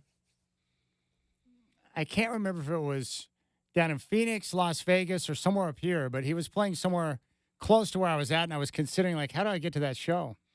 I know he played up here, but it was several years ago that I recall that. Maybe 10 years ago at least. Casino? I think it was. I just can't remember where. He was on Live from Daryl's House, too. I like Billy Ocean. All right, Justin Hopkins, a scoop duck, is going to join us coming up at 5:20. It's a big recruiting weekend for the Ducks. They're going to have some big-name recruits coming in. They've got them coming in from all over the place. 5 stars. Boy, if you're trying to showcase what your school has to offer and the atmosphere at Autzen, that is a good weekend to do it. Yeah. And for players, like, there's so many different things that they're looking for now with the opportunities they have in NIL and obviously facilities and uniforms and everything. But, man, if you step into Autzen and you see what that atmosphere is like on Saturday, it'd be hard to say no to that. Yeah, I want to be a part of those type of games there. They have so much to show off, too, on their campus and their football facilities. Everywhere is just top drawer, top shelf. All right, so Justin Hopkins coming up in 20 minutes. Now, as many of you know, this past Sunday, the Denver Broncos disposed of the Las Vegas Raiders and snapped the 8-game losing streak. Of course. And I would like to send out a giant thank you to Gardner Minshew, who threw a horrendous pass, first and goal from the 5, that was picked off from Patrick Surtain. He returned it for a touchdown, tied the game, and then after that, the Broncos, well, they scored 34 unanswered points and then put the game away. I enjoyed that very much. And Raider Mike is here to discuss right now. Raider Mike, you're still in Portland, my friend. I know you're getting ready to take off for FEMA, but your reaction to what you saw on Sunday with the Broncos and Raiders? Well, tomorrow morning I do take off, first off and foremost, prayers, because what I'm about to go into is going to be a lot of death because nobody could get out. Where are they sending you to first? Where are you going? No, they just dispatched me. They said just shoot for Florida. I said I want the most southern part, which is going to be South Tampa, around St. Pete in that area. Now, is your daughter still down there? Huh? Yeah, it missed her. Thank God, because that thing was stronger than Ian. That thing is a monster, and another monster just hit before it, and it hit 2 different places. Yeah, so it did. 4 states, and this one's 195. That's insane. Heading straight to Tampa, that's going to destroy that city. Well, Raider Mike, I got nothing but respect for you, man. You got major sack to jump on a plane and head down in that direction to take part. No. I bought it. I had to get a 4-wheel drive, a new one. I bought a new Rogue. So you're driving? Yeah, I have to have a vehicle, 4-wheel drive in that environment. Yeah, I follow trucks, Dwayne. I make sure they're loaded correctly and they don't take things they're not supposed to take, don't destroy things in the cleanup process. I'm more of a supervisor. That's perfect. We're a company called Neil Schaefer. So anyway, let's get off that. I'll be reporting from the road. Raider Mike, I'm telling you the Raider game. Raider Mike, I'm telling you, I respect what you're doing. I think it's great. Oh, it's. I'm a soldier, dude. 20 years. It's in me. I go where the fires are. Okay, I respect it. I go where the wars are. Where others are running out, you're running in, right? That's what first responders do. Yeah. So what is the number one no objective? No fear either. No, but seriously, I don't know about the work that you do. So, like, what is your number one objective? Is it to help people to save people who are lost or stranded, or what? Here's what's going on first. We get boots on the ground, and the first thing is life. And the dogs are brought out to find who was killed. Then the process is we scout what it is that we have to clean up, and then these crews come out with these gigantic machines that clean it up, and they usually put me in a tower, and I rate the trucks on how full they are as they clean these things up. That's how they're paid, is by yardage, by FEMA, which apparently has no money because it's all gone to illegal immigrants. So That's what's going to be really weird is I'm hearing FEMA has no money. So these people will have absolutely nothing at all. You better make sure those which is checks gonna be cash. horrifying. Yeah. What? Make sure your check cashes, man. No, they don't pay me. Neil Schaefer pays me. And the state of Florida backs it. They have to. That's just how that works. No, we get paid or we just leave. You know what I mean? That's heroic.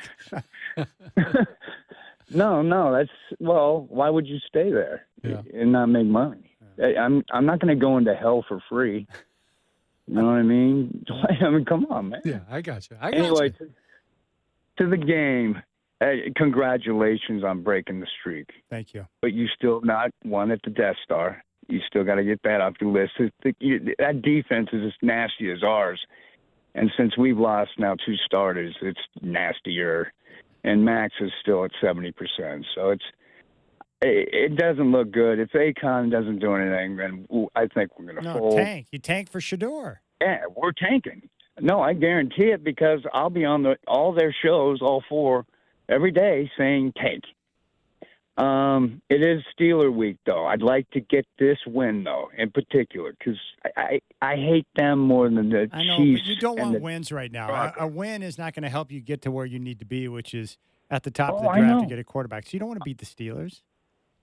I know, but it's just in my blood, dude. I went through those wars in the 70s, man. Those were the best and most vicious games in NFL history. And it's just you can't say that. It's not allowed. You can't fold to the Steelers. The rest of the games, I don't care. You guys know I don't think the Godfather knows this. You know I relieve myself on Franco Harris's statue in the Pittsburgh airport. Right?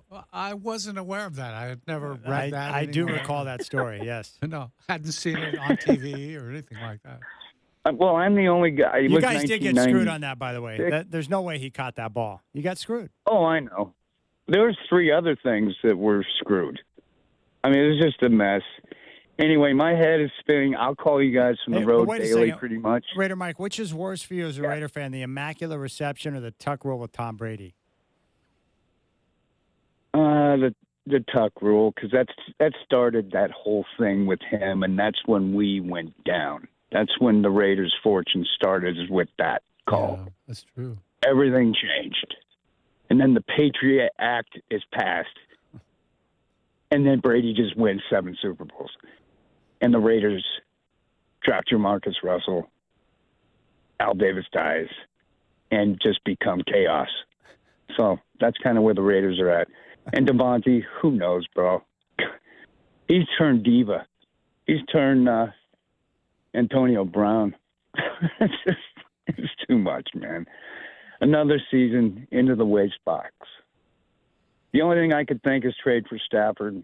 Other than that, we got to fold.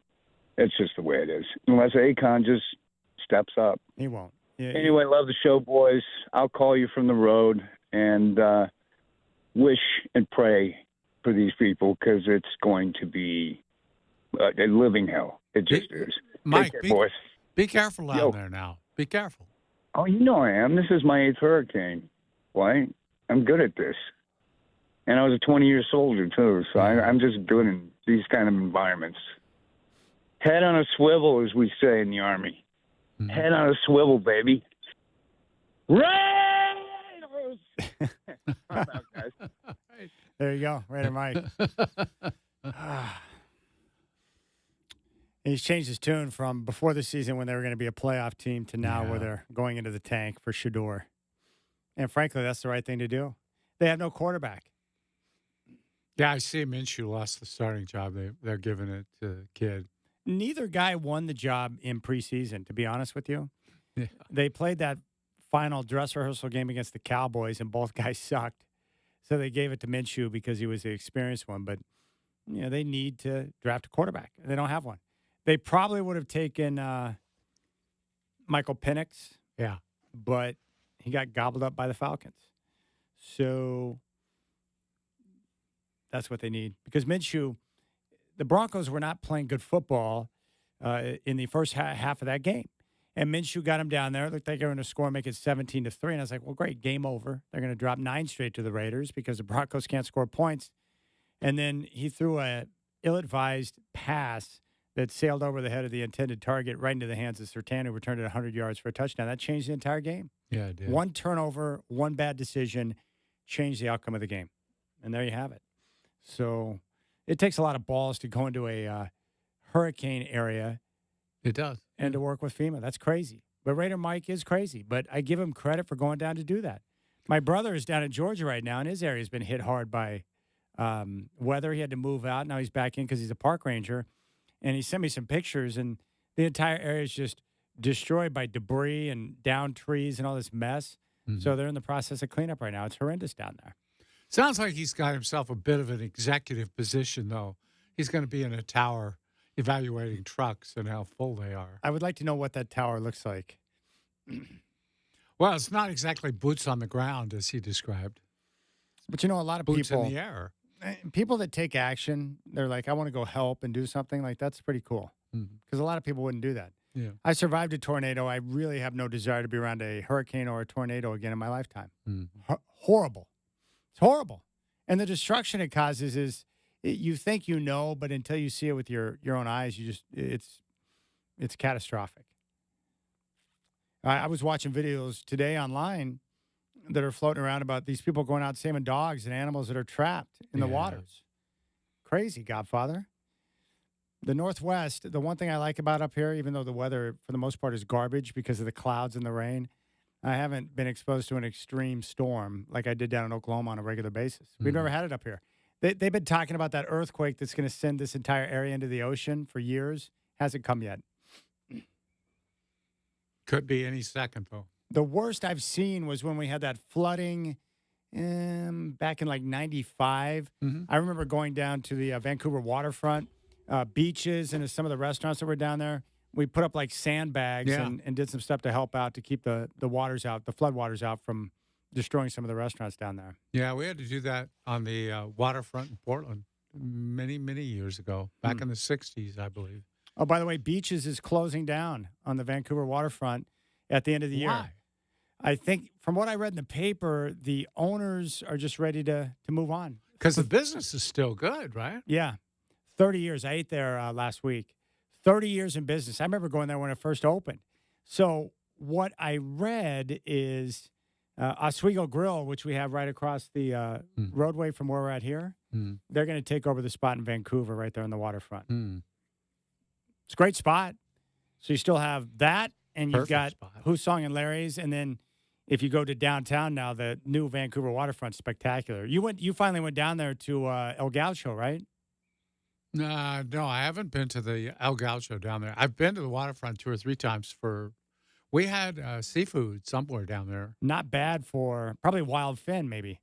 Yeah, I think it was. Chad, why is Vancouver's waterfront so much better than Portland? I don't know. I never thought I'd be able to say that, but it's nicer than Way Portland. better. I mean, Portland's got nothing, really, in terms of restaurants, entertainment venues, whatever. There's really nothing on the water of any interest to a tourist or anything else. Well, I'm going to turn into a Portlander here. Don't say that anymore because I don't want people from Portland going up to my side of the river to clog up the waterfront down there. You know, Husong and Larry's is still there after all these years. I haven't been there in so long. There used to be one in Portland. It was actually, my first experience at Husong's, when we first moved out here back in 87, I went in and I was looking for my parents, and because we had just moved out here, and I was wearing an Oklahoma Sooner hat, and the guy behind the bar is like, "Oh, you're a Sooner fan?" He goes, "I'm a Sooner."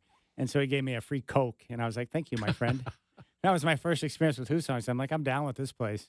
But yeah, it's still there. It's been there for a long time. Used to be really good. I just haven't been in a long time. Yep. It's interesting. Okay, we'll keep things rolling. We'll talk Ducks, and we'll find out how do these two teams, Buckeyes and Ducks, match up talent-wise based on recruiting. We'll talk with Justin Hopkins, a Scoop Duck. He's up next.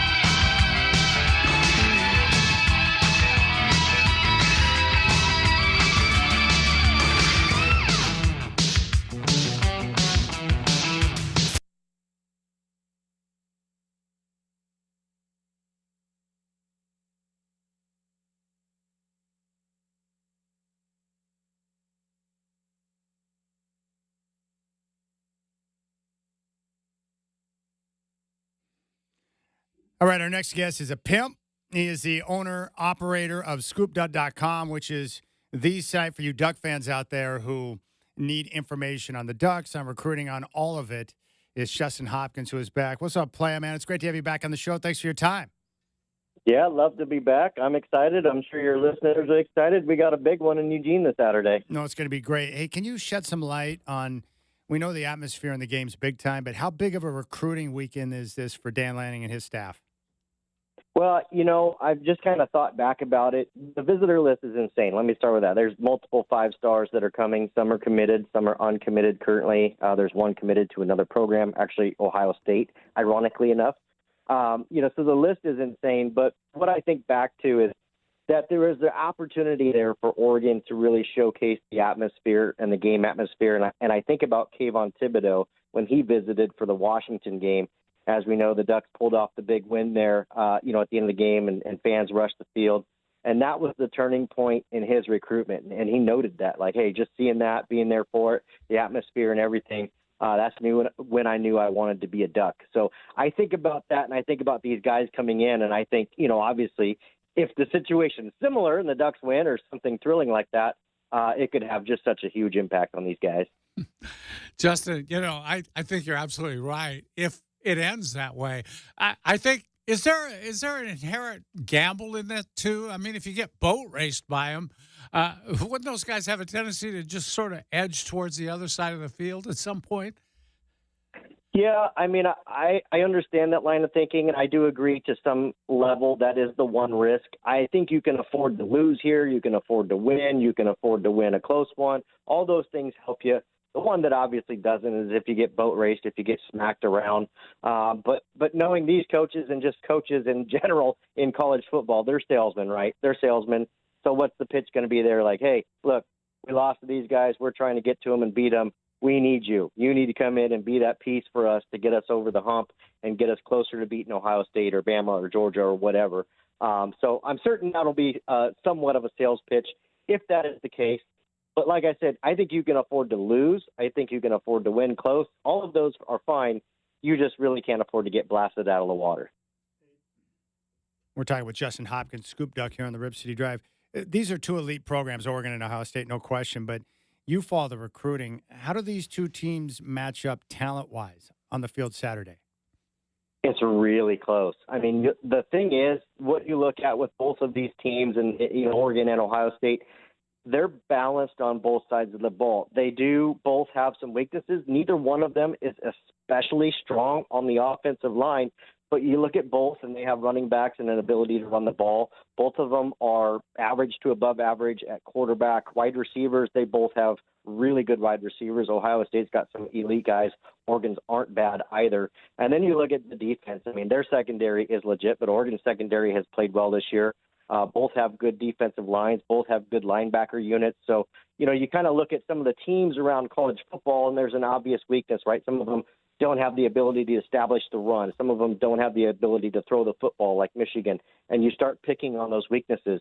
When you look at Oregon and you look at Ohio State and the way they've both recruited and the way they've both used the transfer portal, which is very, very, very similar, they're really, really even. And so I think that's why a lot of folks had both of these teams ranked inside the top 5 as a preseason, as preseason polls came out. Obviously, the Oregon fell a little bit when they weren't winning games in a dominant fashion, but, they kept winning, and they're 5-0, and here they are, and now we've got number 2 and number 3, I think, right back where it was originally. I'm kind of curious. The cynical side of me, which is a large side of me, I admit, but I honestly, Justin, I think all of the atmosphere and all that's great, but how many of these recruits do you think are just going to go ahead and take the highest bidder?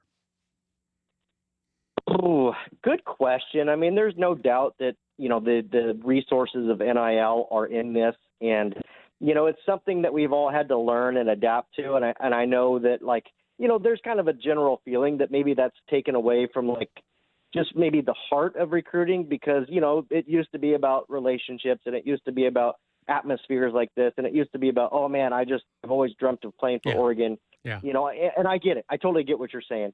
I think at least on this front, as far as Oregon is concerned, by and large, for guys that they truly want, we've seen that they're able to be competitive. I don't know that it means that they're the top bidder. I don't know that they've gotten many guys on a discount, but I think ultimately they've been competitive. And I think that's where NIL is.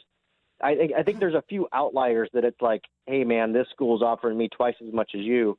I'm going to take it. I think when it kind of gets to that level, when these guys get down to 2 or 3 schools, I think the offers are all probably fairly similar.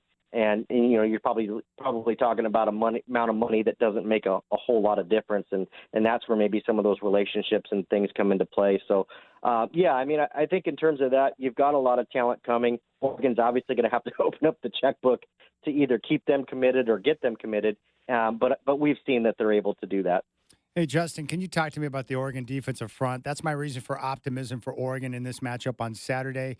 Not just from the starters, but it appears that Dan Lanning, too deep. They're so strong in that front seven, which is impressive to me.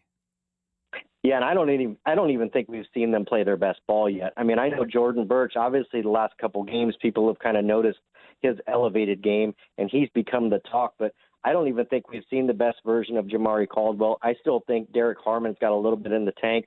Mateo Uiagalelei has shown flashes here and there, but hasn't played a complete game, and we know there's a dude there.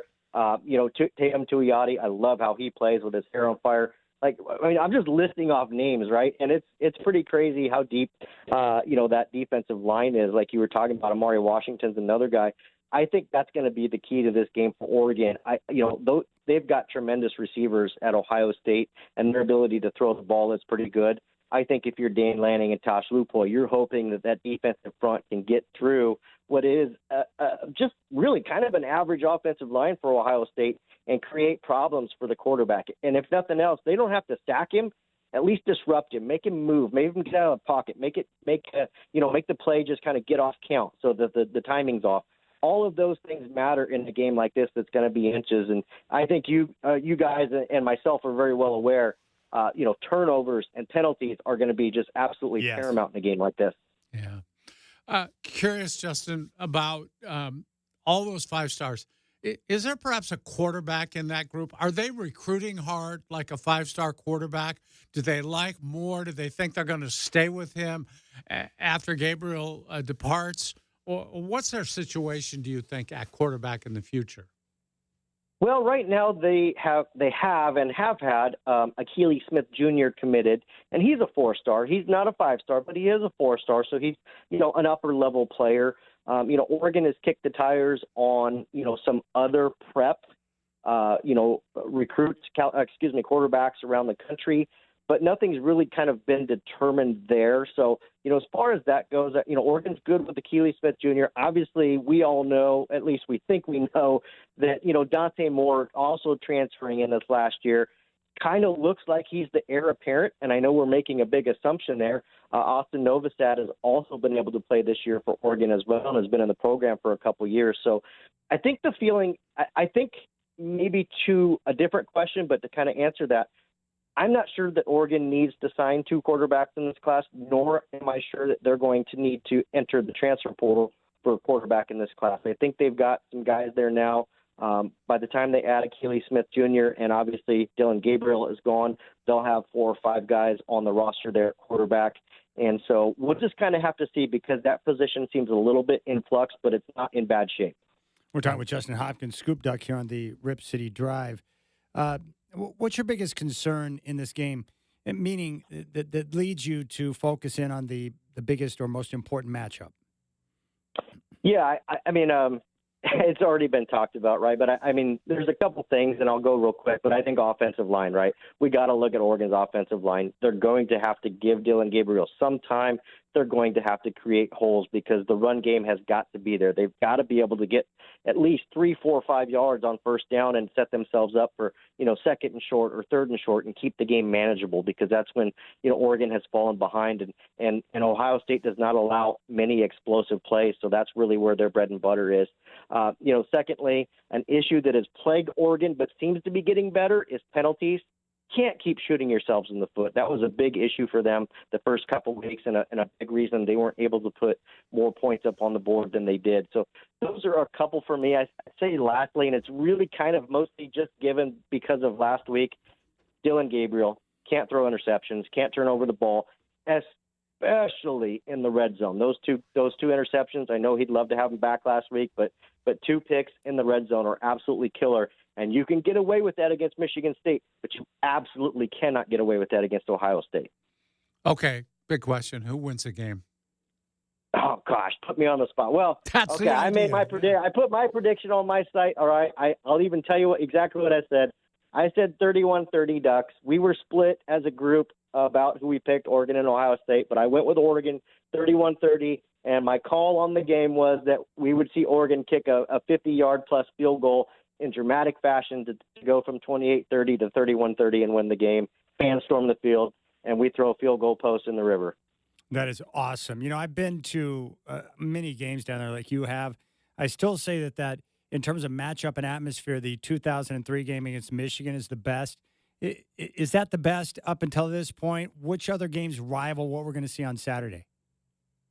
I love that 09 Fright Night, and we talk about it frequently. I think, Oregon and USC on Halloween, I think that one's up there for me, probably at the top. But if we're just kind of discounting everything, there really hasn't been many conference games of this magnitude inside Austin Stadium. Fright Night's probably a decent example there, but this is 2 top 5 teams, pretty much top 5 everywhere.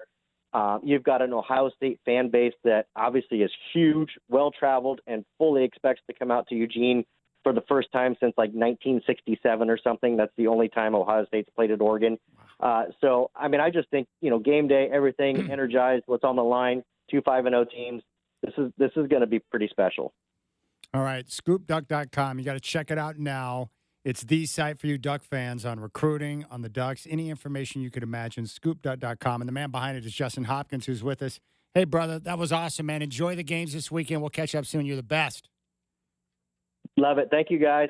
There you go. J-Hop. Yeah, I think that was second game ever played at Autzen, I think, was Ohio State. Wow. I think they opened it against Colorado, I believe. But that was a long time ago. I wasn't in this business. I wasn't. What were you doing back then? I was still in school. Oh. Trying to look back here. So 2009. Oh, yeah, 47-20. Fright Night. Yeah. Yeah, okay, I remember that now. Mm-hmm. Yeah, they opened up the season.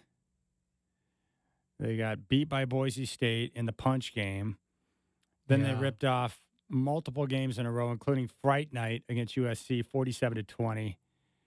And then they lost the 51-42 game at Stanford with Andrew Luck. Mm-hmm. And then they beat Arizona State. They beat Arizona in double overtime, beat Oregon State 37-33, and then took the Rose Bowl and lost to Ohio State. Well, we're going to know that things have really turned around at Oregon if they win this game with a last-second field goal, because field goals haven't exactly been the way that the Ducks have won a lot of big games in the past. There's been massive games that they've lost because of a bad kick. Or the failure to even kick. Because if anything about Chip, I love Chip. I thought he was great. He's a great offensive mind. He didn't like kicking field goals. And I can recall them spurning field goals, but then when they got to try one where they really needed one, the guy hadn't kicked in about 2 months. So you run him out and say, okay, kick a 42-yard field goal to win us the game. That's not quite fair. Alejandro Pena. The Stanford game comes to mind. The game that they... That's one of them I was thinking of. Yeah.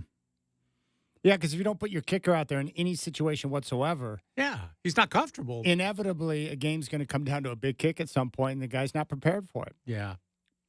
Yeah, you just have to use him a little bit. Even if you don't want to. You got to run him out there every week or so. It's going to be a big-time game. Yeah, it is. Ohio State does travel well, too. It's going to be the first of many big games in a sense that now you're in a conference where there's going to be a number 1 or 2 team in the country in your conference. Well, that's part of the beauty of, this college football realignment is it's going to thrust us into much bigger games. Oregon's going to see it every year now. I mean, they still got a trip. They got to go to Michigan this year. Yeah. You're going to play Ohio State on a regular basis. Yeah, you're going to get either Michigan or Ohio State at home every year, it looks like. You assume. That's good. Yeah. That's a good thing. Unless you're USC and you somehow avoid all the tough teams in the conference and you still can't win. Still don't win games. You lose to Michigan on the road. They don't have a quarterback. And they threw it for like 50 yards and they just ran the football down your throat. And then you somehow managed to lose at Minnesota. Yeah, how about that one? Ooh. Come on. See, this is why do you think I was getting so irritated after week 1? Everyone just goes crazy after one game. Oh, USC's back. They beat an LSU team that's not that good. Yeah. And they've proven to be fraudulent to a degree. Their poor tackling showed up again against Minnesota. And Oregon, everyone freaked out after the subpar performance against Idaho, and look at them now. 5-0, and they're getting ready to host Ohio State with a pretty darn good defense. They're in a great spot. People just don't want to accept that sometimes it takes teams a while to come together. Yeah. And it's probably going to be like this more and more as time continues, as you mentioned, because of the roster turnover. Yeah. There's very few returnees at a lot of these schools. And if the Ducks' defense is as good as I think it is, then you don't have to have the best offense. You just got to be smart with the football and then let your defense do what it does. My reason for optimism here is, one, the defensive front for the Ducks, which is very talented. And Will Howard is not exactly Jaden Daniels out there. It's Will Howard, for crying out loud. They got great running backs and great receivers, though. That's true. I mean, you can't lose to Will Howard at home. You just can't do that. So don't let the Buckeyes run the football down your throat, and you'll be fine. Yeah, and don't turn it over. Don't do dumb things. That's what I think too. I think Will Howard's good. He's probably gonna be set up for a couple of turnovers in this game. You know, the atmosphere. These teams, these arrogant fan bases, these morons that are in the central part of the country or on the East Coast or down in the Southeast. Like, football is different there, right? I mean, they're crazy. But they don't understand the atmosphere that they're going to get at Autzen coming up on Saturday. That's a unique spot for a West Coast school. Mm-hmm. Loud, intense, and I'm anxious to see how Ohio State responds to that. So we'll see. Have you been to the Big House? No. Did you go to the Ohio State game? No. Have you been? What big schools have you been back to go see a game?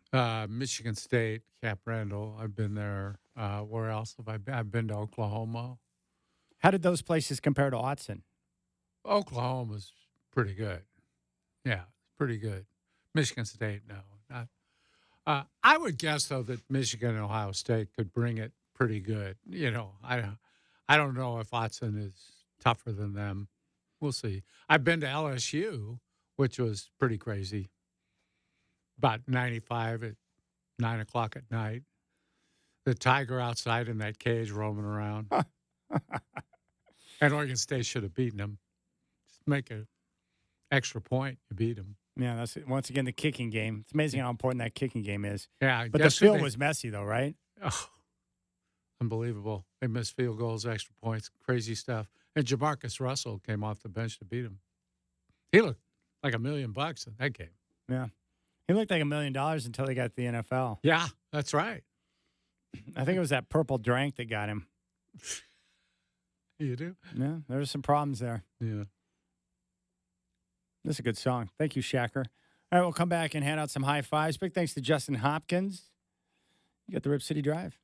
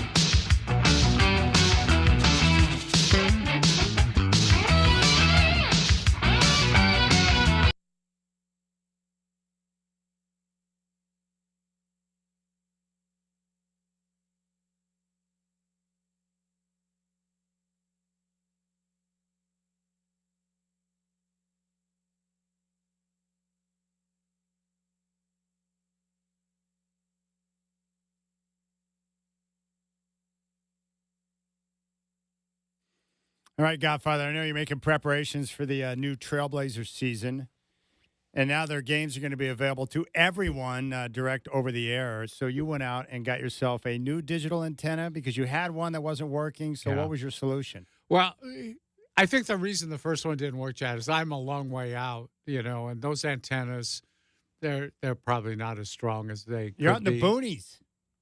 I am kind of, yeah. Yeah. So anyway, I went and got another one that promised it was stronger. It has a little booster on it, and put it on a different TV. I don't have a window near it, which they like you to put that antenna in a window. But anyway, got it installed. They're easy to install for anybody out there looking around to get one, as long as you don't have your TV bolted to the wall like mine are. But Nancy she's a surgeon, so she has great fingers, dexterity, and all that. She's able to put the coaxial cable into the back of the TV without taking the TV off the wall.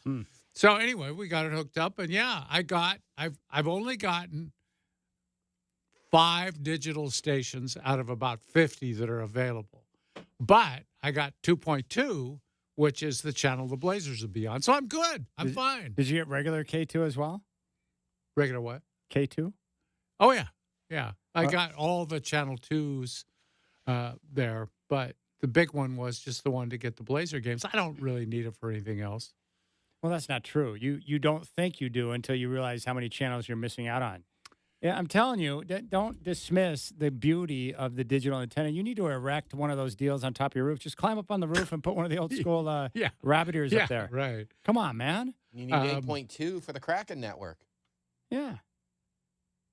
I don't think I need that. But here's the deal. Come on, man. Look, I've got DirecTV. I got 1 million channels. I stream everything. I don't need any more channels. I got enough. That's not true. I got enough. No, you don't. I watch too much TV as it is. Just but you can always watch more. Trust me. You need to have access to Magnum PI. I got it. I got MeTV. That's on DirecTV. That's not on MeTV. What's it on? I bet I got Get TV. Yeah, I got that too. You said you had 5 channels. No, I got it on DirecTV. Yeah, you also need wrestling's on channel 32. Okay, I'm just telling you you're wrong. I got channel 32 on DirecTV too. And the remix, channel 49, 12 plus. I got that too. channel too. 49 is easy. Everybody's got that. Dude, you need to. You got to get a better setup. I don't like anything I'm hearing right now, frankly. Sorry about that. I'm telling you, man. Do the best I can. One of the greatest things of all time was because I poo-pooed the idea of the digital antenna, and then I set it up. I was like, whoa, I get all these free channels? I'm watching some of I was watching Greatest American Hero the other night. Oh, God. Silk stockings. I feel bad I'm not getting that. No, there's all kinds of great stuff, man. It's unbelievable. Look, I get Columbo on some station. I like Columbo. That's one of the old. I like. I got stuck on a Columbo marathon the other day. It was fabulous. Yeah, that one station runs that all the time on the weekends, I think. What I like about watching the old shows too is the guest stars, and you're like, whoa, they did that show. I was watching. I fell asleep last night. I don't like certain things. I don't like to watch before I fall asleep because it enters into my dreams. But Twilight Zone and Alfred Hitchcock are not necessarily the best. That Alfred Hitchcock was pretty twisted back in the day. Oh, man, that was a great show. Oh, I love that show. Yeah. Like he was twisted. Yeah, well, yeah. But then you're watching Twilight Zone, too. That was a little bit twisted. Yeah. A lot twisted, I guess. A lot of crazy stuff going on there. Yeah. I love the old thing TV about, shows. Watch the old Perry Masons and see how many young actors got their first break. A ton. Well, they were nothing when they went on Perry Mason. They were a face in the jury room or something. But man, oh man, there were a lot of them got their start on Perry Mason. It was either Twilight Zone or Alfred Hitchcock, but I saw William Shatner like way back in the day, black and white. Yeah, but the Perry Mason episodes are terrific. That's a sensational show. And what's her name was a dame. That's my opinion on that. The one that played Della Street? Uh-huh. Yeah. Can't remember her name. That's a good show, Godfather. A great theme song, too, I might add. Let's see here. Who